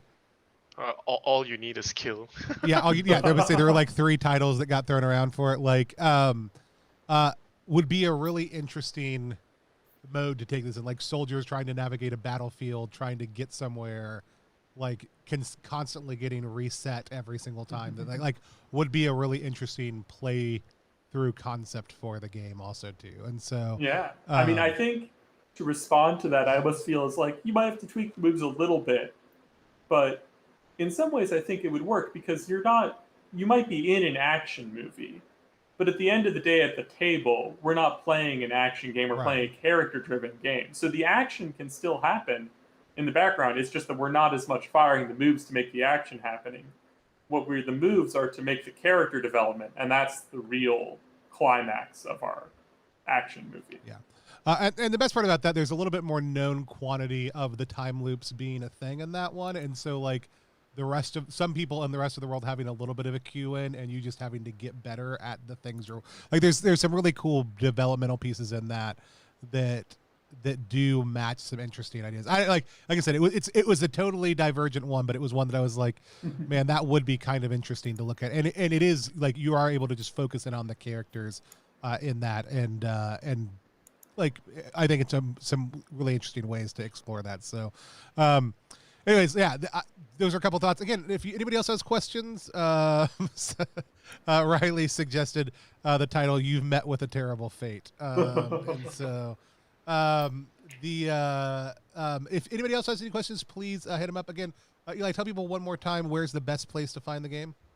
Yeah, you can find it on itch.io at my name, Eli, E-L-I, Seitz, S-E-I-T-Z, Thursday in the physical games section. Or if you want to get the actual zine, coming soon to Exalted Funeral, Spear Witch, and floatingchair.club. Awesome.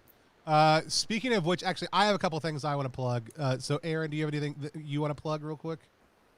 No, just check out my work on itch.io. So ehronlme.itch.io. Yeah, and I'm doing playtests of another time skip game. Spectres of Broken Full Cover is about like young mech pilots who meet in an academy and like bond, and then you time skip to like several years later, and you are now ace pilots in your own custom mechs trying to like kill each other in a war. Yeah, so that's in playtesting at the moment. Sam, how about you? Yeah, if you're interested in character exploration drama, and similarly no dice no masters type of gameplay, check out Capitalites. Yeah, it's a very urban game about young adults trying to get their shit together. A lot like Thursday, just without the time loop. Although you could theoretically like mash these two games together. Yeah, I think the two games most likely to you could play a back-to-back, like port your characters from one to another. Oh, yeah. No, definitely. It's very, and because they're both no dice, no masters, you can just have them side by side. Yeah. Awesome. So I want to talk about a couple things. So you mentioned Eli mentioned Exalted Funeral. In a few hours, their summer sale and their free RPG bundle go live. We have a new game that is getting released through that called iToaster. If you are a big fan of the children's piece of nightmare fuel known as Brave Little Toaster that came out in the late 80s by a book of the same name, or if you're a fan of the Toy Story franchise but think appliances might be way, or actually there's some touchstones I realized later on from the show Batteries Not Included, though it's far less alien in ours. But if you like the idea of playing as sentient appliances that freeze when their master or other humans are around, going on adventures for the good of the humans in their life, check out iToaster. It's an A6 size zine that's going to be released tomorrow or in a couple of hours, because there's a midnight launch, because things do sell out for them also too on these launches on Exalted Funeral tonight. So check that out. If you want to find any of our games, you can find links all over the place to them. But we've got Down We Go right now, which is a dungeon crawling game that we're very excited about. Also, there's a big push for us this month on the stream to create financial sustainability for the stream as we approach 1,000 followers, as we're getting asked to do a lot more by small creators who can't afford things and some larger creators who can, trying to figure out what is just and equitable to make sure our team is consistently getting paid well. And when I say our team, I don't actually mean me. I mean our graphic designer, Johnny, who's a Philippines-based designer who I've worked with for the last 7 years and is an absolute blessing to have on our team. And then Tristan, who is our video editor, who edits all the different TLDP and produced and polished content we do, and to pay them better and more consistently for all the great work that they have done over the course of the last 8 months helping build the stream. And so we do pay them. We would just like to pay them better and more. And so if you can help us create sustainability for that, go to kofi.com/+1exp. If you're watching on Twitch, there's a link down below to help with all of that. Or if you buy anything we do, it helps to go create the funds that we need to be able to do that. You can find everything we do at +1exp.com. Until next time, though, we're all just going to wave at the stream until I take us off air, and then we'll loop back to the beginning of this session and start all over again. Let me out! Let me out!